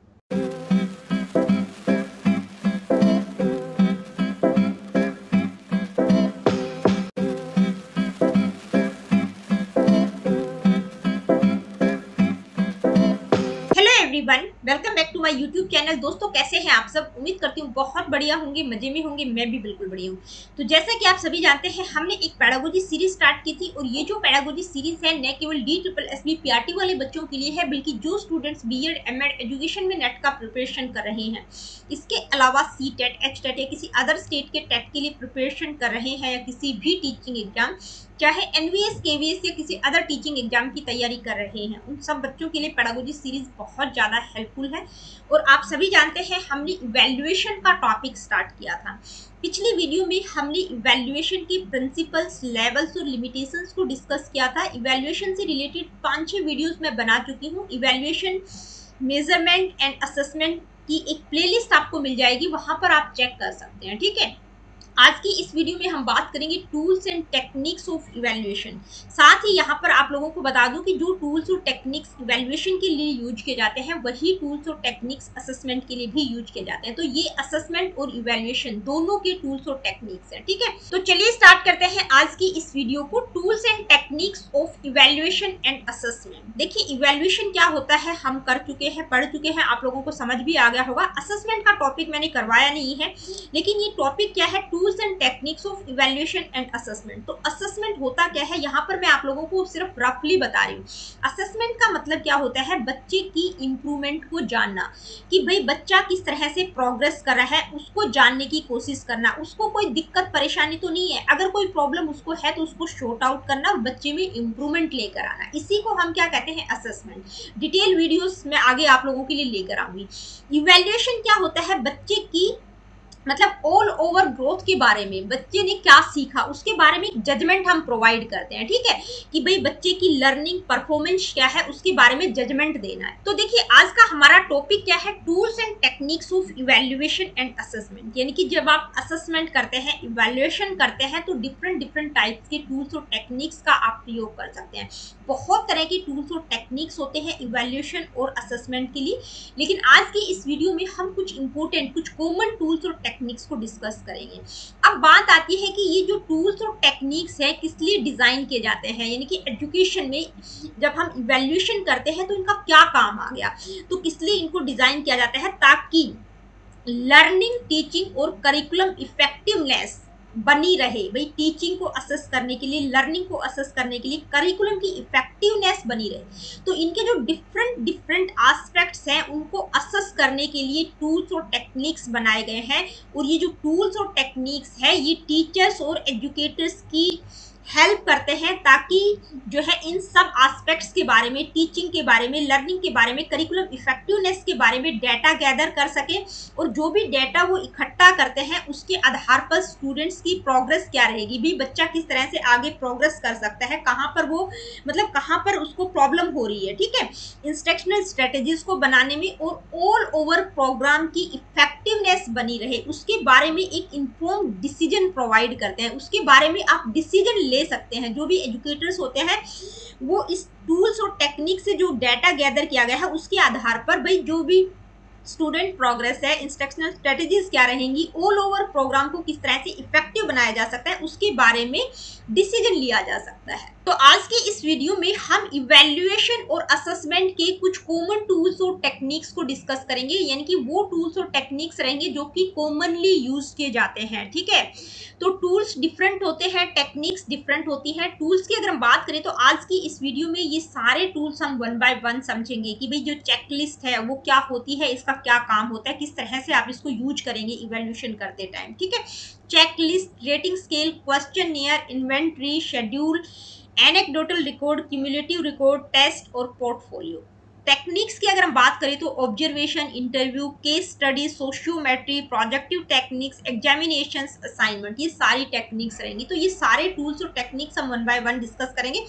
सबसे पहले हम टूल्स को डिस्कस करेंगे, तो सबसे पहले हम बात करते हैं चेकलिस्ट की। अब चेकलिस्ट की अगर हम बात करें तो यानी कि बच्चे का जो भी स्पेसिफिक बिहेवियर या स्किल है उसके बारे में आप एक लिस्ट तैयार कर सकते हैं। जो चेकलिस्ट होती है वो हमेशा यस और नो में होती है, या तो आंसर यस आएगा, जो भी क्वेश्चंस होंगे वो यस और नो में होते हैं। जैसे एग्जांपल के तौर पर अगर हम बात करें, मान लीजिए एक टीचर ने किसी पर्टिकुलर बच्चे को ऑब्जर्व किया, ऑब्जर्वेशन के आधार पर वो एक लिस्ट तैयार कर सकती है कि क्या ये बच्चा क्लास में रेगुलर आता है, यस या नो, जो भी आंसर होगा। क्या ये डिसिप्लिन में रहता है, क्या ये यूनिफॉर्म में आता है, यस या नो। ठीक है, क्या ये पार्टिसिपेट करता है एक्टिविटीज में, यस या नो। तो इस तरह के क्वेश्चंस के आधार पर बच्चे की बिहेवियर के बारे में आप जान सकते हैं, या किसी पर्टिकुलर स्किल के बारे में आप जानना चाहते हैं तो वो आप उसके बारे में एक लिस्ट तैयार कर सकते हैं। जैसे एक प्रोजेक्ट, कोई साइंस का प्रोजेक्ट बच्चों ने बनाया, तो जैसे अलग अलग पार्ट्स होते हैं प्रोजेक्ट के, हाइपोथेसिस हो गया, एक्सपेरिमेंट हो गया, कंक्लूजन।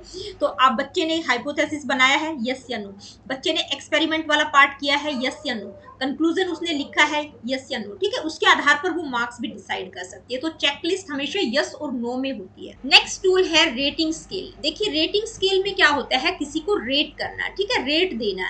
यानी कि इसमें जो इवैल्यूएटर होता है वो क्या करता है, टू असेस द डिग्री और quality of certain characteristics, behaviours और स्किल्स। यानी कि किसी की बिहेवियर, स्किल्स की कैरेक्टरिस्टिक्स की क्वालिटी क्या है उसके बारे में आप रेट कर रहे हैं। जैसे एक एग्जांपल से समझते हैं, मान लीजिए आज की डेट में हम सब ऑनलाइन शॉपिंग करते हैं। जब आप शॉपिंग करते हो, आपका प्रोडक्ट डिलीवर हो जाता है, तो उसके बाद आपके पास एक ऑप्शन आता है, एक मैसेज आता है कि भाई इस प्रोडक्ट के बारे में आप रेट कीजिए, आपको हमारी डिलीवरी कैसी लगी, हमारा प्रोडक्ट कैसा था, आप रेट कीजिए। तो जैसे ऑप्शन आता है 1 to 5 स्टार। ठीक है, अगर आपको बिल्कुल भी अच्छा नहीं लगा, उनका प्रोडक्ट अच्छा नहीं लगा, उनकी डिलीवरी अच्छी नहीं लगी, तो आप 1 स्टार दे सकते हो। बहुत अच्छा लगा, आप 5 स्टार दे सकते हैं। तो नंबर्स का भी हम प्रयोग कर सकते हैं, या हम वर्ड्स के थ्रू भी बता सकते हैं कि भाई आपका जो प्रोडक्ट था बहुत अच्छा था या बिल्कुल भी अच्छा नहीं था। ठीक है, तो जो स्केल होता है वो कैसा होता है, लो टू हाई होता है, यानी कि 1 to 5 तक नंबर्स होते हैं।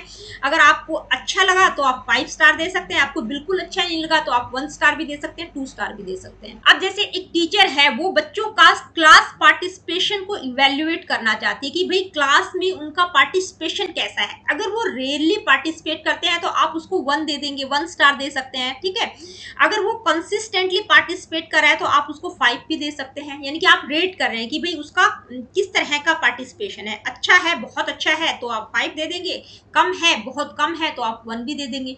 इसके बाद नेक्स्ट है क्वेश्चनियर। क्वेश्चनियर का मतलब होता है प्रश्नावली। ठीक है, हिंदी में हम इसको क्या कहते हैं, प्रश्नावली। प्रश्नावली का मतलब अ सीरीज ऑफ क्वेश्चंस। इसमें क्या होता है, रिटन क्वेश्चंस होते हैं जिसके थ्रू आप इंफॉर्मेशन गैदर करते हैं। ठीक है, मतलब बच्चे के बारे में जो भी इंफॉर्मेशन लेना चाह रहे हैं वो क्वेश्चंस के थ्रू करेंगे। अब जो क्वेश्चंस होते हैं भाई वो क्लोज एंडेड क्वेश्चंस भी हो सकते हैं और ओपन एंडेड क्वेश्चंस भी हो सकते हैं।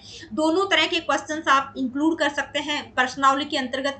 इनकी ओपन एंडेड में क्या होता है, आप खुलकर रिस्पॉन्स दे सकते हैं, बिल्कुल डिटेल में आप बता सकते हैं। क्लोज एंडेड में क्या होता है, आपसे एमसीक्यूज टाइप के क्वेश्चंस पूछे जाएंगे जिसमें से आपको एक को चूज करना होगा। ठीक है, तो क्वेश्चनियर भी एक टूल है इवेल्युएशन का, यानी कि क्वेश्चंस के थ्रू आप बच्चे को इवेल्युएट कर रहे हो।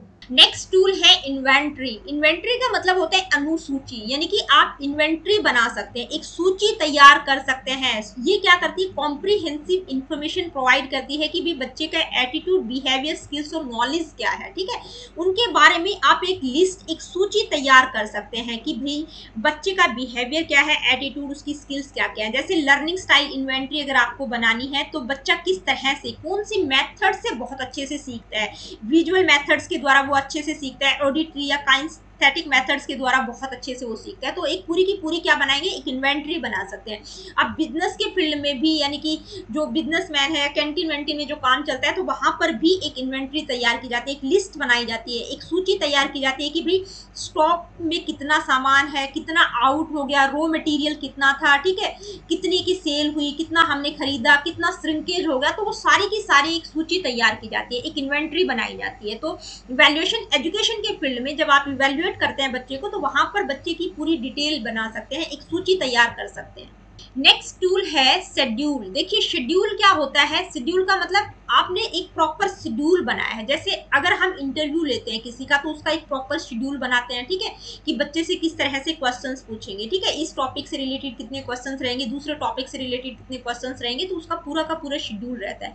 इसी तरह से आप कोई किट्टी पार्टी ऑर्गेनाइज कर रहे हैं, कोई गेम का है इवेंट है, या कोई भी इवेंट आप ऑर्गेनाइज कर रहे हैं, तो हर एक का आप शेड्यूल बनाएंगे, ठीक है। जैसे गेम भी जो लोग ऑर्गेनाइज करते हैं, जैसे बड़े बड़े टूर्नामेंट वगैरह होते हैं, वो ऑर्गेनाइज करते हैं, तो उनकी प्रॉपर शेड्यूल्स बने होते हैं कि इस टाइम पीरियड पर सुबह 10:30 बजे अंडर 13 वाले बच्चों का गेम होगा, ठीक है, कौन कौन से बच्चे रहेंगे, इसके बाद इतने बजे दूसरे बच्चों का गेम रहेगा। तो क्या है, एक प्रॉपर शेड्यूल बनाना। कोई किट्टी पार्टी आप ऑर्गेनाइज कर रहे हैं, कोई इवेंट आप ऑर्गेनाइज कर रहे हैं, तो जो गेस्ट होगा वो इतने बजे आएगा, उसके बाद मतलब टी टाइम रहेगा, स्नैक्स का टाइम रहेगा, लंच रहेगा, उसके बाद डिनर, जो भी मतलब प्रॉपर शेड्यूल बनाना। कहने का मतलब है इसी तरह से बच्चे के बारे में भी जो भी इंफॉर्मेशन आप गैदर करते हैं, तो उसका भी एक प्रॉपर शेड्यूल आप बना सकते हैं कि भाई जैसे अटेंडेंस और पार्टिसिपेशन इन क्लासरूम एक्टिविटीज, बच्चे की अटेंडेंस का शेड्यूल बना सकते हैं, क्लासरूम एक्टिविटीज में वो किस तरह से पार्टिसिपेट कर रहा है, ठीक है, वीकली शेड्यूल बना सकते हैं, मंथली शेड्यूल बना सकते हैं। तो एक शेड्यूल क्या है, इवैल्यूएशन का टूल है।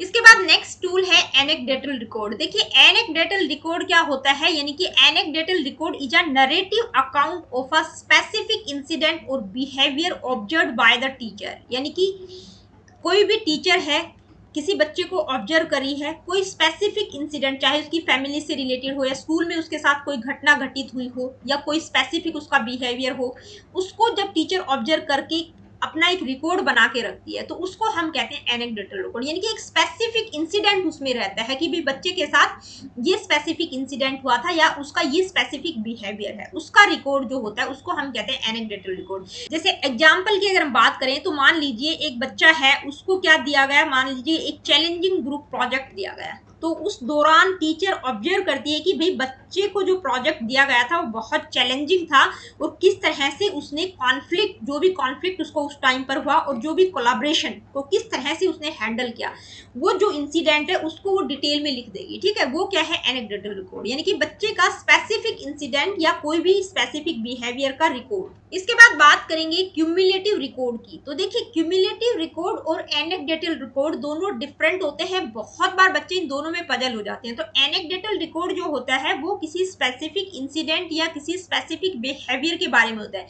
यानी कि किसी टीचर ने बच्चे के बारे में कोई स्पेसिफिक इंसिडेंट, चाहे उसकी फैमिली से रिलेटेड हो, उसकी पर्सनल लाइफ से रिलेटेड हो या उसके स्कूल से रिलेटेड हो, जो भी इंसिडेंट है, कोई स्पेसिफिक इंसिडेंट के बारे में रिकॉर्ड बना देना, ठीक है, या किसी स्पेसिफिक बिहेवियर को टीचर ने ऑब्जर्व किया उसके बारे में डिटेल इंफॉर्मेशन, किसी इंसिडेंट या बिहेवियर के बारे में बात की जाती है, किसी पर्टिकुलर इंसिडेंट।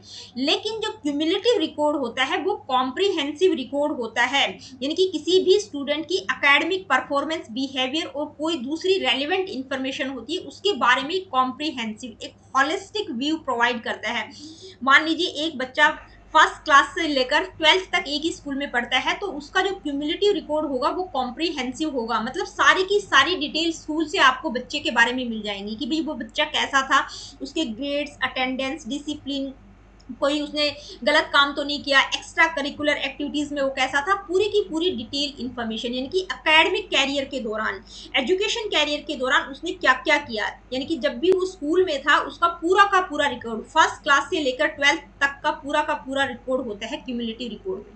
इसके बाद बात करेंगे टेस्ट की। तो देखिए जो टेस्ट होते हैं, यानी कि टेस्ट को हम हिंदी में क्या कहेंगे, परीक्षण होते हैं। तो ये जो टेस्ट होते हैं ये फॉर्मल टूल्स होते हैं जिनके द्वारा किसी स्पेसिफिक सब्जेक्ट एरिया में बच्चे की नॉलेज, स्किल्स और एबिलिटीज को मेजर करने के लिए इनका प्रयोग किया जाता है। अब ये जो टेस्ट होते हैं ये स्टैंडर्डाइज भी होते हैं और टीचर मेड भी होते हैं। अब स्टैंडर्डाइज टेस्ट का प्रयोग कब किया जाता है, यानी कि किसी स्पेसिफिक एरिया को मेजर करने के लिए, बच्चे का जैसे इंटेलिजेंस लेवल आपको चेक करना है, आईक्यू जानना है, तो उसके लिए बहुत तरह की इंटेलिजेंस टेस्ट बनाए गए हैं, जैसे स्टैनफोर्ड बीनी टेस्ट, वेस्लर टेस्ट, जलोटा का मानसिक परीक्षण हो गया। अलग अलग टेस्ट बनाए गए हैं इंटेलिजेंस के लिए।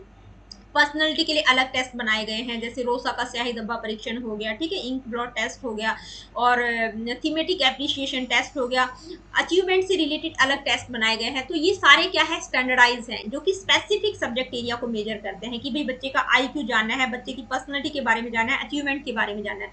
जो दूसरे टेस्ट होते हैं वो क्या होते हैं, वो टीचर मेड होते हैं, जो कि समेटिव इवैल्यूएशन के लिए यूज किए जाते हैं। मान लीजिए आप का पूरे साल का क्या प्रोग्रेस रहा, समेटिव का मतलब जो साल के लास्ट में हम प्रोग्रेस को मेजर करते हैं उसको हम समेटिव इवैल्यूएशन कहते हैं। तो समेटिव इवैल्यूएशन के लिए टीचर खुद टेस्ट बनाती है। मान लीजिए आपके पेपर होने हैं, तो जो पेपर टीचर तैयार करती है वो क्या होता है, टीचर मेड टेस्ट होता है। इसके बाद बात करेंगे पोर्टफोलियो। तो देखिए पोर्टफोलियो क्या होता है, a systematic collection of a students work gathered over time that demonstrates there learning progress, achievements and skills, यानी कि बच्चे के बारे में एक पोर्टफोलियो बना लेना, एक कलेक्शन बना लेना, बच्चे ने कौन कौन से अच्छे काम किए, उसके अचीवमेंट्स के बारे में, लर्निंग प्रोग्रेस के बारे में, उसकी एक्टिविटीज के बारे में, उसके प्रोजेक्ट, असाइनमेंट, मतलब जो भी अच्छा काम उसने किया उन सारी चीजों का एक कलेक्शन बना देना, एक फाइल तैयार कर लेना, वो होता है पोर्टफोलियो। तो ये कुछ कॉमन टूल्स इवैल्यूएशन और असेसमेंट के हमने डिस्कस किए। अब हम बात करेंगे टेक्निक्स कौन कौन सी रहेंगी असेसमेंट और इवैल्यूएशन की। तो ये जितने भी टूल थे वो हम समझ चुके हैं,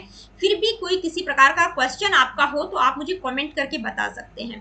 अब हम बात करेंगे टेक्निक्स की। तो ये सारी की सारी टेक्निक्स हम वन बाय वन डिस्कस करेंगे, लेकिन यहाँ पर जो मैं बात बताने जा रही हूँ उसको बहुत ध्यान से समझिएगा। कहने का मतलब ये है कि भाई ये जितनी भी टेक्निक्स हैं इनके लिए, मान लीजिए ऑब्जर्वेशन एक टेक्निक है, तो हर टेक्निक के लिए किसी ना किसी पर्टिकुलर टूल की आवश्यकता पड़ेगी। उसके लिए आप कोई भी टूल यूज कर सकते हैं जो आपको सूटेबल लगता हो।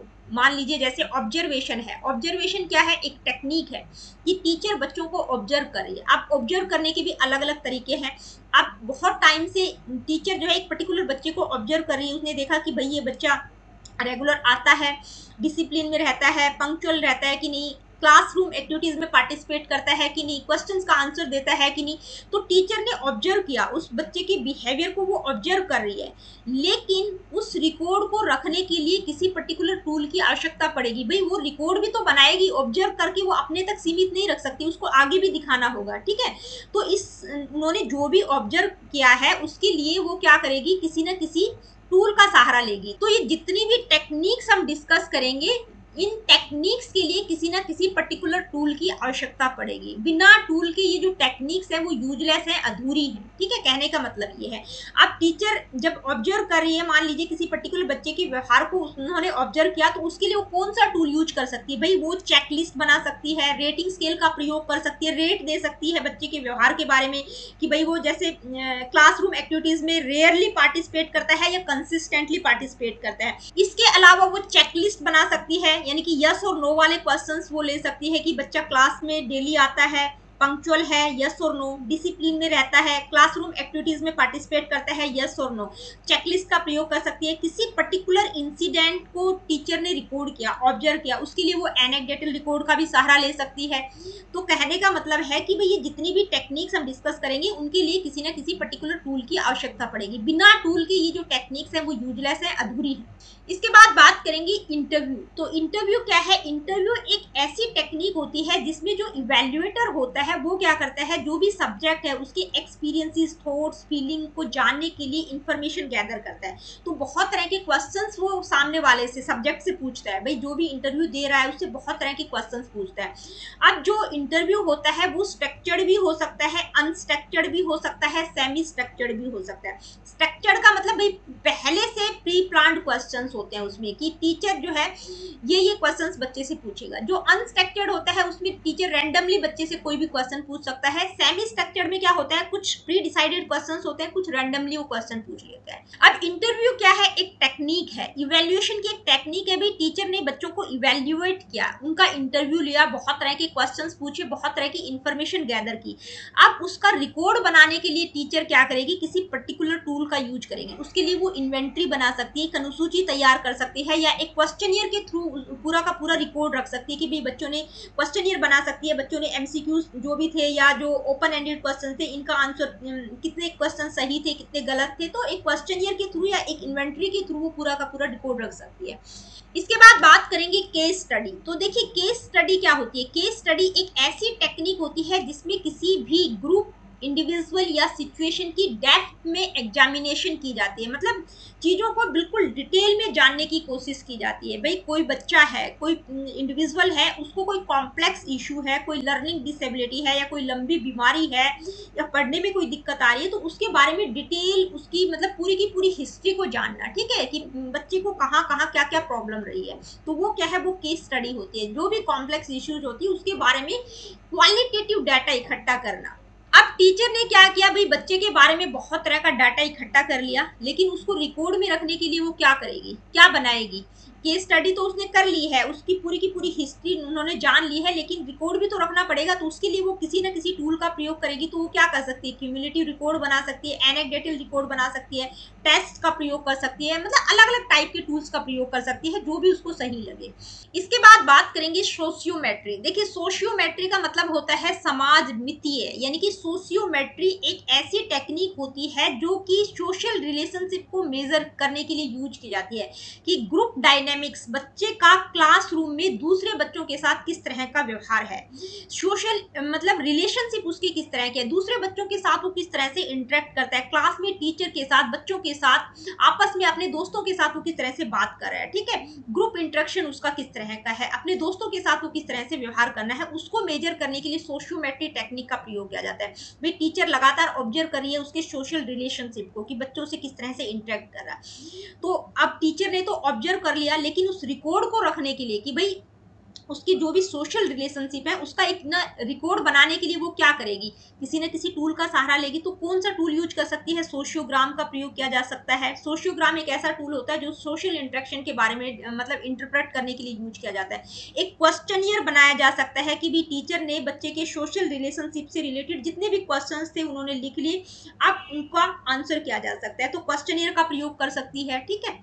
इसके बाद नेक्स्ट टेक्निक है प्रोजेक्टिव टेक्निक्स। तो देखिए प्रोजेक्टिव टेक्निक्स वो होती हैं जो कि हमारे जो थॉट्स, फीलिंग्स, एटीट्यूड हैं, जो हमारी दबी हुई इच्छाएं हैं, उनको जानने के लिए प्रोजेक्टिव टेक्निक्स का प्रयोग किया जाता है। उनको अनकवर करने के लिए, हमारे सबकॉन्शियस, अनकॉन्शियस माइंड में जो भी थॉट्स प्रोसेस हैं जो कि दब चुके हैं, उनको जानने के लिए, उनको अनकवर करने के लिए किसका प्रयोग किया जाता है, प्रोजेक्टिव टेक्निक्स का प्रयोग किया जाता है। अब मान लीजिए एक टीचर बच्चे की जो भी दबी हुई इच्छाएं हैं, जो भी फीलिंग्स है, उनको एक स्टोरी के माध्यम से वो निकलवाने की कोशिश करती है, ठीक है, जानने की कोशिश करती है। तो उसके लिए भी उनको किसी ना किसी पर्टिकुलर टूल की आवश्यकता पड़ेगी, जो कि पर्सनालिटी में हमने पढ़े थे। पर्सनालिटी का जो टॉपिक हमने किया था, तो वहां पर हमने किया था प्रोजेक्टिव टेक्निक्स कौन कौन सी थी। तो रोसा का इंक ब्लॉट टेस्ट हो गया, थीमेटिक एप्रिसिएशन टेस्ट हो गया।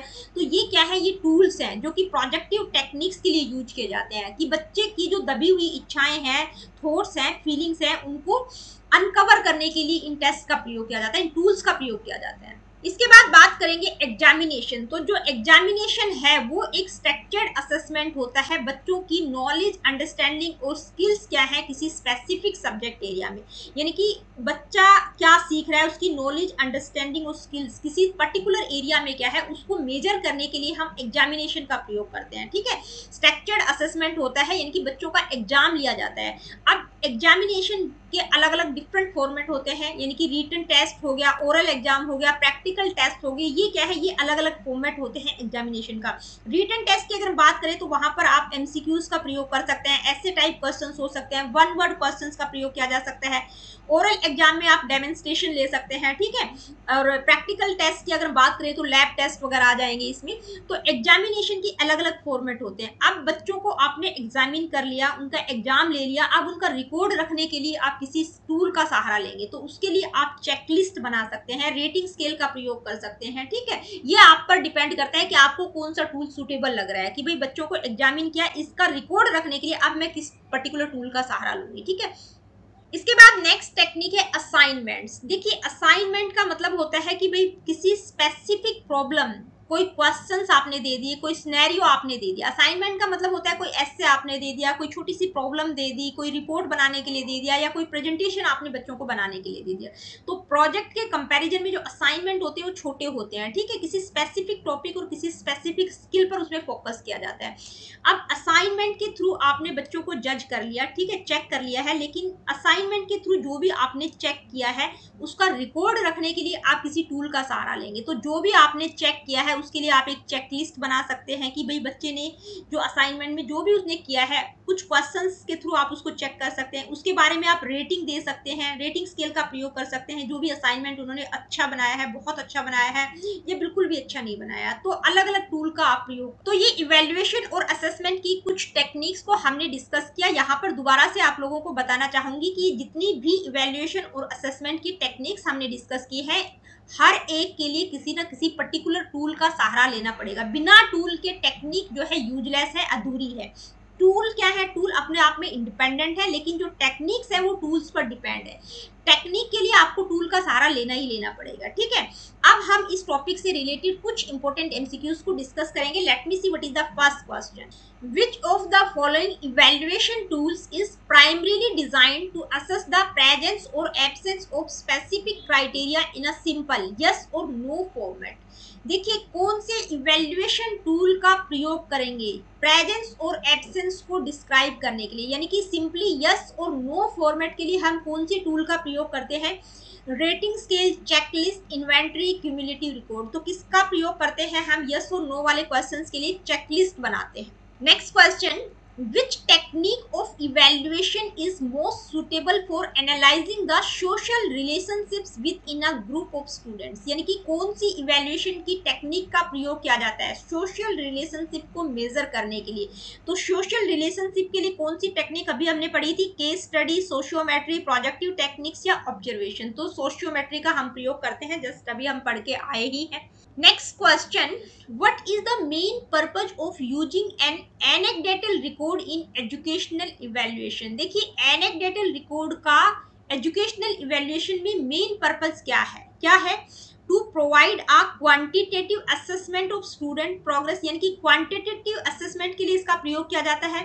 To record specific incidents that offer qualitative insights into student behavior, to measure the degree of attainment of a particular skill, to maintain a systematic collection of academic achievements over a time। तो देखिए anecdotal record किसी specific incident से related होता है, यानी कि किसी specific incident को record रखा जाता है। To record specific incidents that offer qualitative insights into student behavior। Next question, in the context of evaluation, which of the following is most likely to involve a detailed examination of an individual or a small group over time to understand complex issues? देखिए किसी भी individual या कोई small group है उसको detail में examine करने के लिए, अगर उसको कोई कॉम्प्लेक्स इशू है तो उसको समझने के लिए जब हम डिटेल डेप्थ में एग्जामिन करते हैं तो उसके लिए हम क्या यूज करते हैं?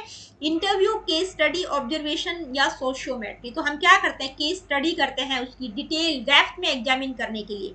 नेक्स्ट क्वेश्चन है, in which evaluation technique are ambiguous stimuli presented to individuals to reveal their subconscious thoughts and feelings? यानी कि किसी बच्चे के जो दबे हुए थॉट्स और फीलिंग है, यानी कि सबकॉन्शियस थॉट्स और फीलिंग को रिवील करने के लिए कौन सी इवेल्युएशन टेक्निक का प्रयोग किया जाता है? Self reporting, testing, projective techniques या इंटरव्यू? तो दबी हुई इच्छाओं के लिए हम कौन सी टेक्निक का प्रयोग करते हैं? Projective techniques. Next question, which tool is specifically used to track a student's progress over an extended period, including academic and behavioral records. भाई किसी भी स्टूडेंट की प्रोग्रेस को ट्रैक करने के लिए एक लंबे समय के लिए, एक्सटेंडेड पीरियड के लिए, जिसमें उसका एकेडमिक और बिहेवियरल रिकॉर्ड शामिल होता है, तो उसके लिए हम कौन से टूल का प्रयोग करते हैं? Anecdotal record, cumulative record, rating scale या शेड्यूल। तो हम सभी जानते हैं कौन सा टूल होगा?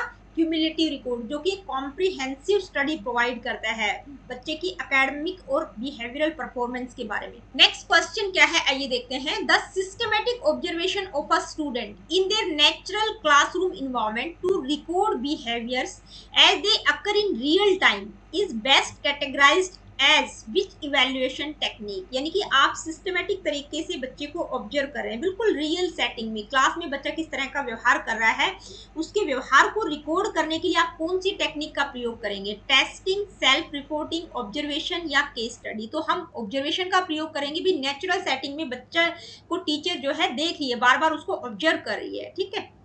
Next question, what is the primary distinction between a sociogram and a cumulative record in educational evaluation? भाई दोनों में क्या डिफरेंस है सोशियोग्राम और क्यूमुलेटिव रिकॉर्ड में? तो हम सभी जानते हैं कि जो सोशियोग्राम है वो सोशल रिलेशनशिप को इंटरप्रेट करता है, और जो क्यूमुलेटिव रिकॉर्ड होता है वो बच्चे के एकेडमिक और बिहेवियरल रिकॉर्ड को दर्शाता है। तो आपका ऑप्शन कौन सा होगा? मैं सारे ऑप्शन नहीं पढ़ रही हूँ। A sociogram visualise social connections within a group while a cumulative record tracks individual academic and behavioural history, जो कि दोनों को मैं आपको समझा चुकी हूँ। तो दोस्तों आज की वीडियो में इतना ही। मिलती हूँ आप लोगों से अपनी अगली वीडियो में। अगली वीडियो में हम CCE को पढ़ेंगे, यानी कि कॉन्टिन्यूस एंड कॉम्प्रिहेंसिव इवैल्यूएशन के ऊपर मैं डिटेल वीडियो आप लोगों के लिए लेकर आऊंगी। तो मिलती हूँ आप लोगों से अपनी अगली वीडियो में। Really good, take care of yourself. देखिए वीडियो सेशंस आप लोगों को पसंद आते हैं तो please like, share and do subscribe the education classes. किसी प्रकार का क्वेश्चन, क्वेरीज, फीडबैक आप मुझे देना चाहते हैं, do comment in the comment section.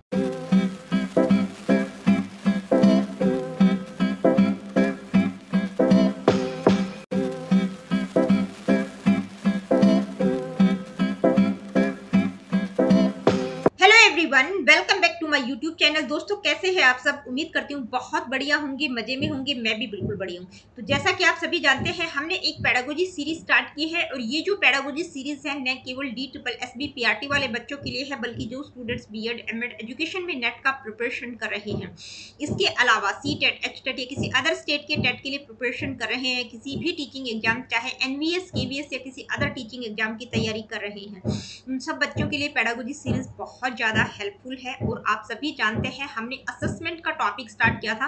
Assessment का मतलब क्या होता है, meaning, definitions, nature and characteristics, functions, assessment cycle और टाइप्स ऑफ असेसमेंट, ये सारे सब टॉपिक्स हम कवर कर चुके हैं। और आज की इस वीडियो में हम बात करेंगे पर्सपेक्टिव्स ऑफ असेसमेंट, या हम कह सकते हैं assessment for learning, assessment of learning and assessment as learning. ये जो तीन टर्म्स है, इन तीन टर्म्स से रिलेटेड क्वेश्चंस आपको किसी न किसी टीचिंग एग्जाम में देखने को मिल जाता होगा, ये आप सभी जानते हैं। ये जो टॉपिक है पर्सपेक्टिव्स ऑफ असेसमेंट हम कह सकते हैं, या assessment for learning, of learning और असेसमेंट एज लर्निंग, ये टॉपिक आज का हमारा रहेगा। इसको बिल्कुल डिटेल में समझेंगे, ठीक है। ये क्या है? ये असेसमेंट के पर्सपेक्टिव्स है, यानी कि असेसमेंट किस किस तरह से हो सकता है, ठीक है। चलिए स्टार्ट करते हैं आज की इस वीडियो को। सबसे पहले बात करेंगे असेसमेंट फॉर लर्निंग के बारे में, यानी कि असेसमेंट फॉर लर्निंग का मतलब क्या होता है। तो असेसमेंट फॉर लर्निंग, देखिए फॉर का मतलब यहाँ पर क्या है? के लिए, यानी कि लर्निंग के लिए असेसमेंट किया जा रहा है। भाई बच्चे सीख रहे हैं और साथ साथ उनको असेस किया जा रहा है। तो असेसमेंट फॉर लर्निंग क्या है? ये एक ऐसा मेथड है असेसमेंट का जो कि थ्रू आउट लर्निंग प्रोसेस चलता है, ताकि बच्चों की स्किल्स और अंडरस्टैंडिंग को बेहतर किया जा सके, इंप्रूव किया जा सके। आप एक टीचर हैं, आप बच्चों को पढ़ा रही हैं, कोई भी टॉपिक आप पढ़ा रही हैं, ठीक है, उस टॉपिक से रिलेटेड साथ साथ आप बच्चों को चेक भी कर रही हैं। किसी भी बच्चे को उठाकर आपने कोई क्वेश्चन पूछ लिया, ठीक है, आप कोई क्विज बच्चों को दे सकती हैं, आप कोई छोटा मोटा असाइनमेंट दे सकती हैं, कोई कुछ भी, मतलब बच्चों को साथ साथ चेक कर रही हैं। तो ये क्या है? Assessment for learning. अब यहाँ पर आप क्या कर रहे हैं? आप तुरंत बच्चों को फीडबैक प्रोवाइड कर रहे हैं, और साथ ही यहाँ पर टीचर को भी पता चल रहा है कि भाई मैं जो बच्चों को समझा रही हूँ क्या वो बच्चों को समझ आ रहा है कि नहीं, ताकि टीचर भी अपनी इंस्ट्रक्शनल स्ट्रेटेजीज को चेंज कर सके। तो असेसमेंट फॉर लर्निंग क्या है, एक प्रकार का फॉर्मेटिव असेसमेंट है। ठीक है, आप फोर से यहाँ पर इसको कनेक्ट कर सकते हैं, फोर और फॉर्मेटिव। ठीक है, फॉर्मेटिव असेसमेंट में क्या होता है, जब आप बच्चों को पढ़ा रही होती है तभी बच्चों को आप क्या कर रही है, फीडबैक भी प्रोवाइड कर रही है। तो असेसमेंट फॉर लर्निंग कई बार पूछा भी जाता है कि असेसमेंट फॉर लर्निंग किस प्रकार का असेसमेंट है, फॉर्मेटिव असेसमेंट है, समेटिव असेसमेंट है, प्लेसमेंट असेसमेंट है, डायग्नोस्टिक असेसमेंट है। ठीक है, तो ये क्या है, फॉर्मेटिव असेसमेंट होता है। रियल टाइम असेसमेंट भी हम इसको कह सकते हैं कि भी आप तुरंत बच्चों को असेस कर रही है, साथ साथ पढ़ाने के साथ साथ आप बच्चों को असेस कर रही है। तो असेसमेंट फॉर लर्निंग का पर्पस क्या होता है, यानी कि फोकस क्या रहता है, on improving students learning during instructional process. भाई पढ़ा रहे हैं आप, इंस्ट्रक्शंस बच्चों को दे रहे हैं, साथ साथ आप बच्चों को असेस कर रहे हैं ताकि उनकी लर्निंग साथ साथ बेहतर हो जाए। ठीक है, कोई प्रॉब्लम वहां पर बच्चों को ना रहे। आगे बढ़ते हैं, अब हम बात करेंगे असेसमेंट फॉर लर्निंग के फीचर्स क्या होंगे, या हम कह सकते हैं कि भी असेसमेंट फॉर लर्निंग का पर्पज क्या है। तो ये पर्पज के रूप में आपसे जो है केवीएस की पेडागोजी में पूछा गया है। ठीक है, असेसमेंट फॉर लर्निंग का पर्पज क्या है। तो असेसमेंट फॉर लर्निंग की फीचर्स कह सकते हैं हम, या असेसमेंट फॉर लर्निंग का पर्पज भी आपसे पूछा जा सकता है कि भी असेसमेंट फॉर लर्निंग का पर्पज क्या है। ठीक है, या फीचर्स हम कह सकते हैं। तो क्या क्या फीचर्स हो सकते हैं, या इसका पर्पज क्या रहेगा, इनसाइट इनटू अंडरस्टैंडिंग, यानी कि जो टीचर्स हैं वो इस टाइप के असेसमेंट को यूज कर सकती है ताकि उनको बच्चों की जो भी करंट नॉलेज की बात कर रहे हैं, ठीक है, करंट नॉलेज, स्किल्स और मिसकंसेप्शंस हैं उनके बारे में उनको क्लियर अंडरस्टैंडिंग हो सकती है। भाई असेसमेंट फॉर लर्निंग का प्रयोग टीचर्स अगर करती हैं, यानी कि फॉर्मेटिव असेसमेंट का प्रयोग टीचर्स करती है, तो उनको साथ साथ पता चलता रहता है कि भी बच्चों को कहाँ पर क्या प्रॉब्लम है, बच्चों की स्किल्स, अंडरस्टैंडिंग्स, मिसकंसेप्शंस के बारे में उनको क्लियर अंडरस्टैंडिंग हो जाती है। नेक्स्ट है गाइडिंग इंस्ट्रक्शंस। भाई टीचर को समझ आ गया कि बच्चे को कहाँ पर प्रॉब्लम है, जब टीचर को पता चल जाता है तो उसी के अकॉर्डिंग वो अपनी इंस्ट्रक्शनल स्ट्रेटेजीज को चेंज कर सकती है और बच्चे को उनकी प्रॉब्लम कहाँ पर है उसके अकॉर्डिंग वो उनको गाइड कर सकती है कि भी बच्चा कहाँ पर डिफिकल्टी फेस कर रहा है। ठीक है, ताकि उनकी डिफिकल्टीज को एड्रेस किया जा सके, उनको उसी प्रकार से वो गाइड कर सकती है। नेक्स्ट है कॉन्टिन्यूस फीडबैक। तो ये क्या है, एक प्रकार का फॉर्मेटिव असेसमेंट है। असेसमेंट फॉर लर्निंग क्या है, फॉर्मेटिव असेसमेंट है। तो यहाँ पर तुरंत मतलब बच्चे को जब टीचर पढ़ा रही है तो साथ साथ उसको फीडबैक प्रोवाइड करिए, उसकी स्ट्रेंथ और वीकनेसेस क्या है उनके बारे में वो बता सकती है। नेक्स्ट है इंक्रीजेस इंप्रूवमेंट, यानी कि इंप्रूवमेंट के लिए भी इंक्रेज करता है, कॉन्टिन्यूस इंप्रूवमेंट के लिए इंक्रेज करता है असेसमेंट फॉर लर्निंग। न केवल स्टूडेंट्स की हेल्प करता है, स्टूडेंट्स को ही फीडबैक प्रोवाइड किया जाता है, बल्कि टीचर को भी फीडबैक मिलता है। टीचर को भी पता चल जाता है, जब वो बच्चों को पढ़ाती है तो उनको पता चल जाता है कि कहाँ पर बच्चे को समझ आ रहा है, कहाँ पर उनको प्रॉब्लम हो रही है। तो इससे क्या होता है कि वो अपनी इंस्ट्रक्शनल टेक्निक्स, अपनी स्ट्रेटेजीज को बेहतर कर सकती है ताकि बच्चों की जो लर्निंग है वो बेहतर हो सके। ठीक है, तो असेसमेंट फॉर लर्निंग क्या है, एक प्रकार का फॉर्मेटिव असेसमेंट है, रियल टाइम असेसमेंट है। इसके फीचर्स या पर्पज क्या होगा ये हमने समझा। अब कुछ एग्जांपल्स हम देखेंगे। ठीक है, आप लोगों से एग्जांपल्स भी पूछे जा सकते हैं। तो क्विज एंड टेस्ट, ये किस प्रकार का एग्जांपल है, ये असेसमेंट फॉर लर्निंग का एग्जांपल है। भाई टीचर बच्चों को पढ़ा रही है, साथ साथ उनको कोई छोटी मोटी क्विज दे रही है या कोई टेस्ट उनका ले रही है, तो ये क्या है, एक प्रकार का असेसमेंट फॉर लर्निंग कहेंगे या फॉर्मेटिव असेसमेंट कहेंगे। क्लास डिस्कशन हो गया, इंटरेक्टिव एक्टिविटीज हो गई, ऑब्जर्वेशन और डिस्कशन, ये किसके एग्जांपल्स है, असेसमेंट फॉर लर्निंग के। और अब हम बात करेंगे असेसमेंट ऑफ लर्निंग। तो देखिए ऑफ का मतलब क्या होता है, का या की। ठीक है, यानी कि लर्निंग का असेसमेंट, लर्निंग हो चुकी है उसके बाद उसको असेस करना, ये क्या होता है, असेसमेंट ऑफ लर्निंग। तो ये एक प्रकार का क्या है, समेटिव असेसमेंट है। समेटिव असेसमेंट में क्या होता है कि भाई पूरे साल के लास्ट में या सेमेस्टर के लास्ट में जब बच्चों को असेस किया जाता है, ठीक है, पूरे साल बच्चों ने क्या किया उसके आधार पर जब टीचर एक जजमेंट प्रोवाइड करती है, न केवल बच्चों को, उनके पेरेंट्स को, दूसरे टीचर्स को भी, यानी कि जो क्लास टीचर होती है वो दूसरे टीचर्स के साथ भी कम्युनिकेट करती है, पेरेंट्स के साथ भी कम्युनिकेट करती है, बच्चों को भी बताती है उनकी लर्निंग के बारे में कि भाई उन्होंने पूरे साल में क्या कुछ सीखा है, एक जजमेंट प्रोवाइड करती है। तो ये क्या होता है, असेसमेंट ऑफ लर्निंग। तो असेसमेंट ऑफ लर्निंग को क्यों डिजाइन किया गया, ताकि स्टूडेंट्स की अचीवमेंट को इवेल्युएट और समराइज किया जा सके एक स्पेसिफिक टाइम पीरियड के दौरान। भाई एक साल में या एक सेमेस्टर के दौरान बच्चों ने क्या सीखा, ठीक है, उनकी ओवरऑल अचीवमेंट क्या है, उसको असेस करने के लिए असेसमेंट ऑफ लर्निंग का प्रयोग किया जाता है। एक प्रकार का समेटिव असेसमेंट इसको हम कहेंगे, ठीक है। तो असेसमेंट ऑफ लर्निंग क्या करता है, एक स्नैपशॉट प्रोवाइड करता है कि बच्चों ने क्या सीखा, जो भी लर्निंग ऑब्जेक्टिव थे, जो भी स्टैंडर्डाइज लर्निंग ऑब्जेक्टिव थे, उनके संदर्भ में जो प्री डिफाइंड लर्निंग ऑब्जेक्टिव थे उनको उन्होंने अचीव किया कि नहीं किया एक पर्टिकुलर टाइम पीरियड के दौरान, ठीक है। तो असेसमेंट ऑफ लर्निंग क्या होता है, समेटिव असेसमेंट होता है।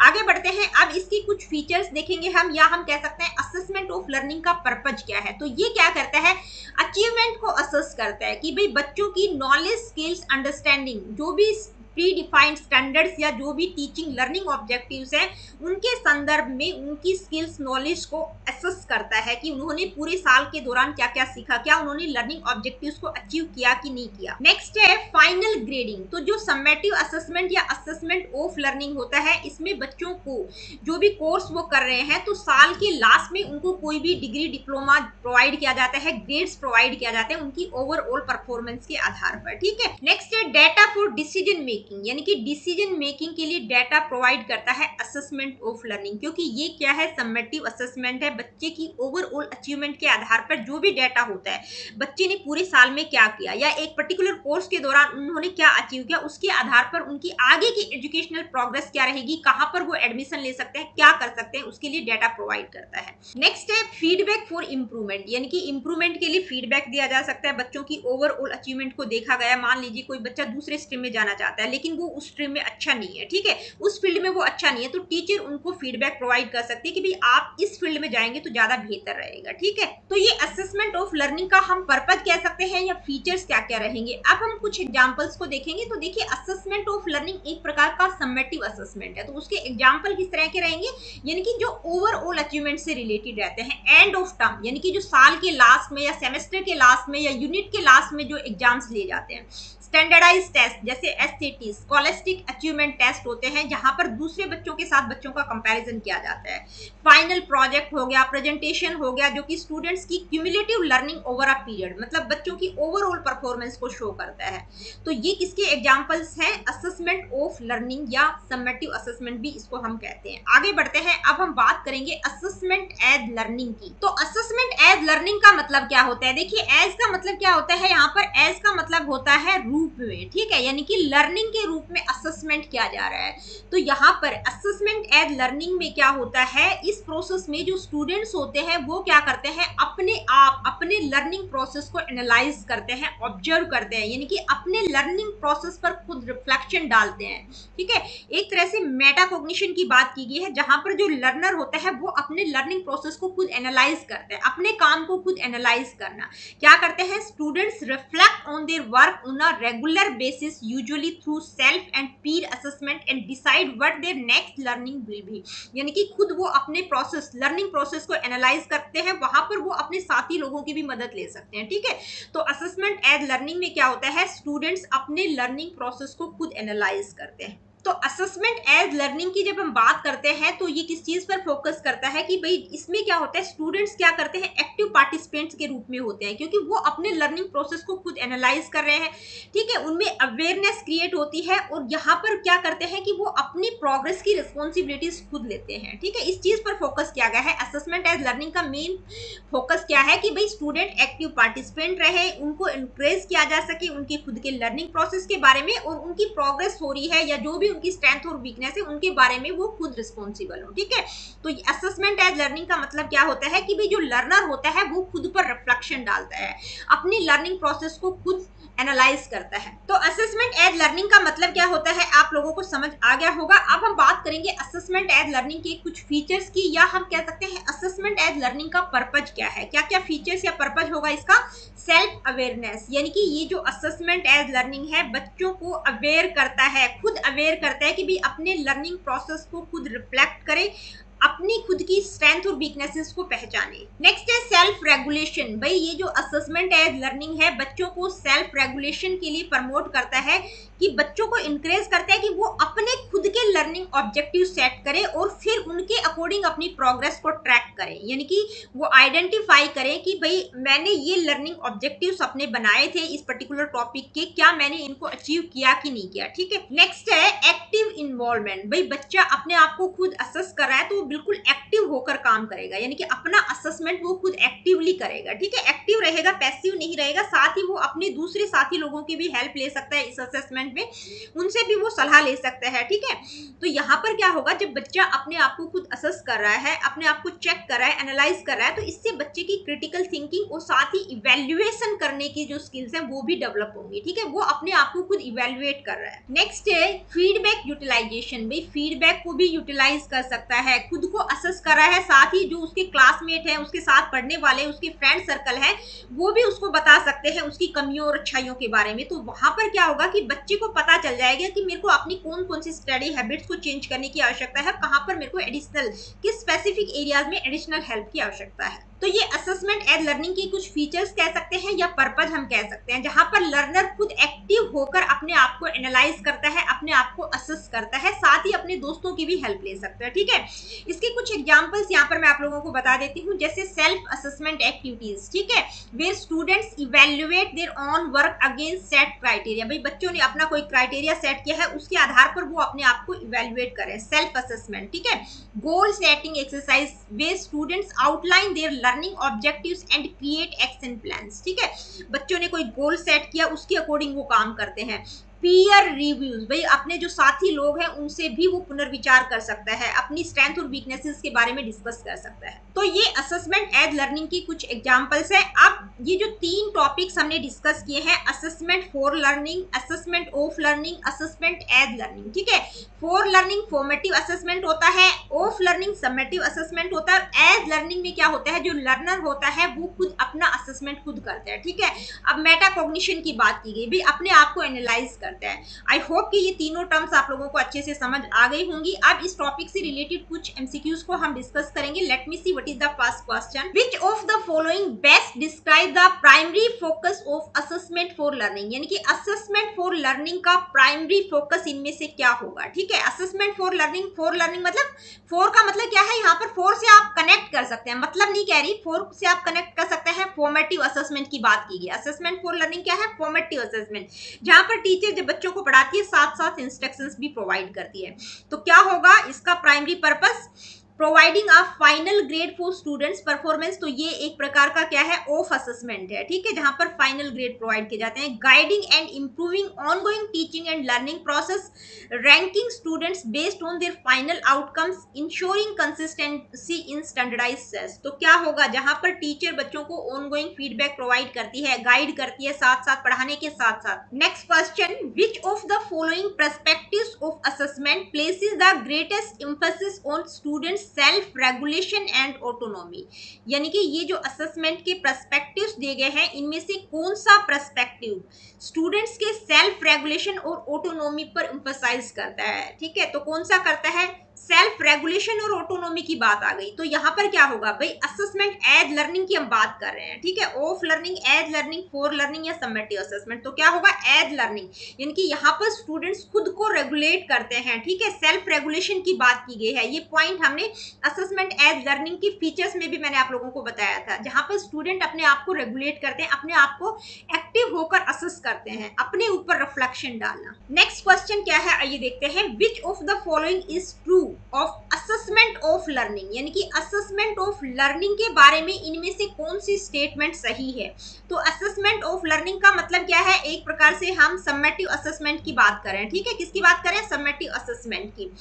तो समेटिव असेसमेंट में क्या देखा जाता है, ओवरऑल अचीवमेंट को देखा जाता है। ठीक है, तो इनमें से कौन सा ऑप्शन करेक्ट होगा, it focuses on providing formative feedback to improve learning, यानी कि लर्निंग को इंप्रूव करने के लिए फॉर्मेटिव फीडबैक प्रोवाइड करना। तो ये क्या है, ये असेसमेंट फॉर लर्निंग की हम बात कर रहे हैं। ठीक है, किसकी बात करें, फॉर लर्निंग, यानी कि फॉर्मेटिव असेसमेंट की बात करें। It help students reflect on how they learn, भाई बच्चे कैसे सीख रहे हैं वो खुद को एनालाइज कर रहे हैं। तो ये क्या है, असेसमेंट एज लर्निंग की हम बात कर रहे हैं। किसकी बात करें, as learning. It is use to evaluate and report final achievement to external stakeholders. तो ये आपका ऑप्शन बिल्कुल करेक्ट होगा कि भाई फाइनल अचीवमेंट के बारे में इवेल्युएट करना, एक रिपोर्ट प्रोवाइड करना जो एक्सटर्नल स्टेक होल्डर्स है उनको, यानी कि जो भी टीचर पेरेंट्स है उनको फाइनल अचीवमेंट के बारे में एक रिपोर्ट प्रोवाइड करना, वो क्या होगा, assessment of learning. Next question है, which assessment perspective is primarily concerned with improving instructional practices based on real time feedback?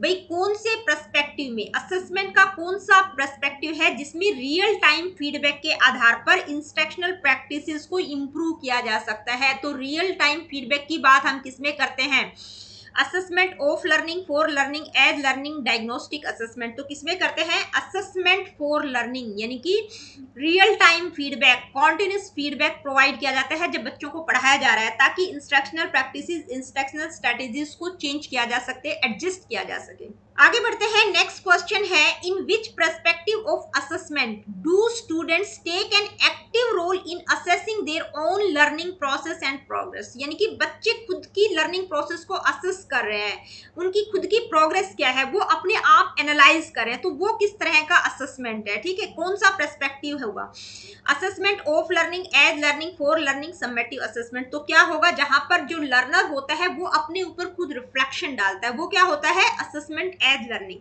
Next question है, which of the following is the main goal of assessment of learning? यानी कि इनमें से assessment of learning का main goal क्या होगा, assessment of learning मतलब summative assessment, to help teachers modify instructional methods, to provide a final judgement on students performance and achievement, to encourage student self reflection and goal setting, to identify learning gaps and provide immediate feedback। तो assessment of learning का मतलब जहां पर final grades, final achievement के बारे में teacher judgement provide करता है। देखिए, अगर हम फर्स्ट ऑप्शन को देखें जहां पर टीचर अपने इंस्ट्रक्शनल मेथड्स को मॉडिफाई करता है, ठीक है, उसको फीडबैक के आधार पर, कॉन्टिन्यूस ऑनगोइंग फीडबैक के आधार पर जब टीचर अपने इंस्ट्रक्शनल मेथड्स को मॉडिफाई करता है, तो वो क्या है, असेसमेंट फॉर लर्निंग की हम बात कर रहे हैं। सेकंड ऑप्शन आपका बिल्कुल सही है। थर्ड में क्या है, जहां पर सेल्फ रिफ्लेक्शन की बात आ जाती है, वो क्या है, असेसमेंट एज लर्निंग, ये क्या है, एज लर्निंग की हम बात कर रहे हैं। To identify learning gaps and provide immediate feedback, जहां पर इमीडिएट फीडबैक प्रोवाइड किया जाता है, वो क्या है, असेसमेंट फॉर लर्निंग, यानी कि formative assessment.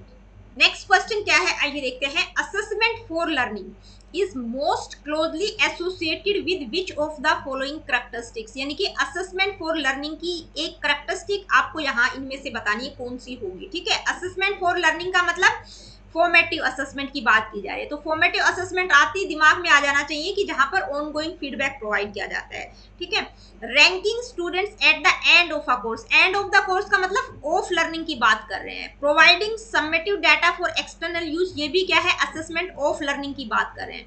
Offering continuous feedback to guide both teaching and learning during instructions. तो ये ऑप्शन आपका बिल्कुल करेक्ट होगा। भाई पढ़ाते टाइम जब टीचिंग और लर्निंग प्रोसेस के दौरान ही साथ साथ मतलब इंस्ट्रक्शन भी टीचर प्रोवाइड कर रही है, फीडबैक भी प्रोवाइड कर रही है, तो ये आपका बिल्कुल सही होगा।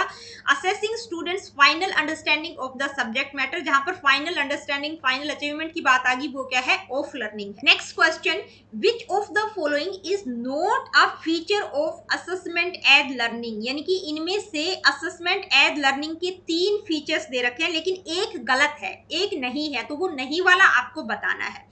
Teachers grading students based on predefined criteria, students using feedback to adjust their learning strategies, encouraging students to monitor their own progress, promoting student reflection and self assessment। तो आपका पहला ही ऑप्शन गलत होगा, यानी कि teachers grading students based on pre defined criteria, यानी कि जो पहले से डिफाइंड क्राइटेरिया है उसके आधार पर टीचर बच्चों को जो ग्रेड प्रोवाइड करती है, तो वो एक प्रकार का असेसमेंट ऑफ लर्निंग की बात की जा रही है। बाकी जो 3 कैरेक्टरिस्टिक्स हैं वो किसकी हैं, असेसमेंट एज लर्निंग की है। आगे बढ़ते हैं, नेक्स्ट क्वेश्चन है, which of the following differentiates assessment for learning from assessment of learning? यानी कि असेसमेंट फॉर लर्निंग और असेसमेंट ऑफ लर्निंग में क्या डिफरेंस है, ठीक है, आपको डिफरेंशिएट करना है। तो यहाँ पर हम बिल्कुल जानते हैं कि भाई असेसमेंट फॉर लर्निंग का मतलब क्या होता है, formative assessment, assessment of learning क्या है, समेटिव असेसमेंट है, ठीक है। तो डायरेक्टली मैं आप लोगों को आंसर बता रही हूँ, असेसमेंट फॉर लर्निंग क्या है, formative, while assessment of learning is summative assessment. Next question क्या क्या है आइए देखते हैं। Which perspective of assessment is most likely to involve students in setting learning goals and reflecting on their own progress. भाई student अपने learning goals को खुद सेट करता है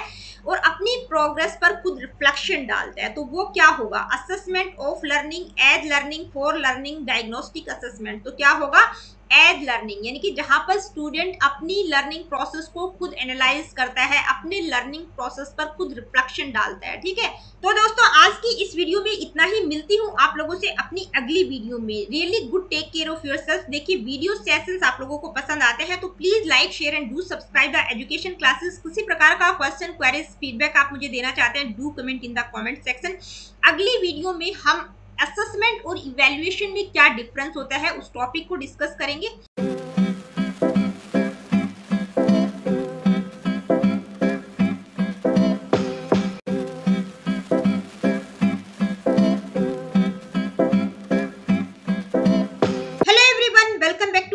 चैनल दोस्तों कैसे हैं आप सब, उम्मीद करती हूँ बहुत बढ़िया होंगे, मजे में होंगे। मैं भी बिल्कुल बढ़िया हूँ। तो जैसा कि आप सभी जानते हैं हमने एक पेडागोजी सीरीज स्टार्ट की थी और ये जो पेडागोजी सीरीज है न केवल DSSB PRT वाले बच्चों के लिए है, बल्कि जो स्टूडेंट्स बीएड एमएड एजुकेशन में नेट का प्रिपरेशन कर रहे हैं, इसके अलावा CTET, HTET या किसी अदर स्टेट के टेट के लिए प्रिपरेशन कर रहे हैं, किसी भी टीचिंग एग्जाम चाहे NVS, KVS या किसी अदर टीचिंग एग्जाम की तैयारी कर रहे हैं, उन सब बच्चों के लिए पेडागोजी सीरीज बहुत ज्यादा हेल्पफुल है। और आप सभी जानते हैं असेसमेंट से रिलेटेड जितने भी सब टॉपिक्स थे उनको हमने डिस्कस कर लिया है, और इवैल्यूएशन क्या होता है, इवैल्यूएशन से रिलेटेड जितने भी सब टॉपिक्स थे वो भी मैं आप लोगों को करवा चुकी हूँ। आज की इस वीडियो में हम एक छोटा सा टॉपिक डिस्कस करेंगे, यानी कि असेसमेंट और इवैल्यूएशन दोनों में बच्चे बहुत पजल रहते हैं। ये जो टर्म्स है इनमें बच्चे बहुत पजल रहते हैं, तो आज की इस वीडियो में हम बात करेंगे इन दोनों टर्म्स में असेसमेंट और इवैल्यूएशन में डिफरेंस क्या होता है, उसको बिल्कुल डिटेल में समझेंगे। तो चलिए स्टार्ट करते हैं आज की इस वीडियो को कि भाई इनमें डिफरेंस क्या होता है। ठीक है, अलग अलग एस्पेक्ट्स के संदर्भ में हम बात करेंगे। सबसे पहले बात करते हैं पर्पज के आधार पर असेसमेंट और इवैल्यूएशन में क्या डिफरेंस होता है। ठीक है, तो असेसमेंट की अगर हम बात करें तो क्या करता है, to monitor and improve learning and teaching. भाई टीचिंग और लर्निंग को इंप्रूव करता है, साथ साथ जो है टीचर क्या करती है, बच्चों को असेस करती है, मॉनिटर करती है इस प्रोसेस में। और जब टीचर बच्चों को मॉनिटर करती है तो उनको ऑनगोइंग फीडबैक भी प्रोवाइड किया जाता है।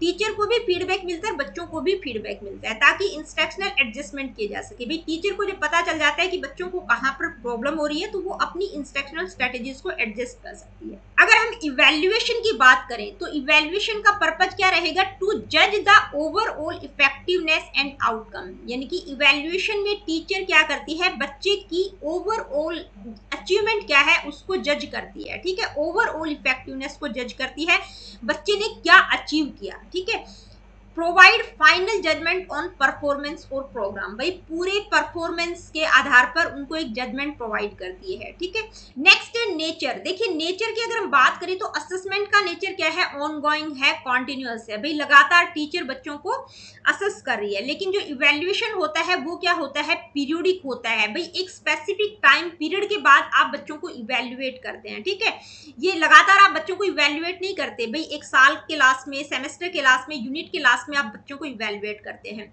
अब जो असेसमेंट होता है वो फॉर्मल इनफॉर्मल दोनों तरह का होता है, लेकिन जो इवैल्यूएशन होता है वो फॉर्मल और स्टैंडर्डाइज्ड होता है।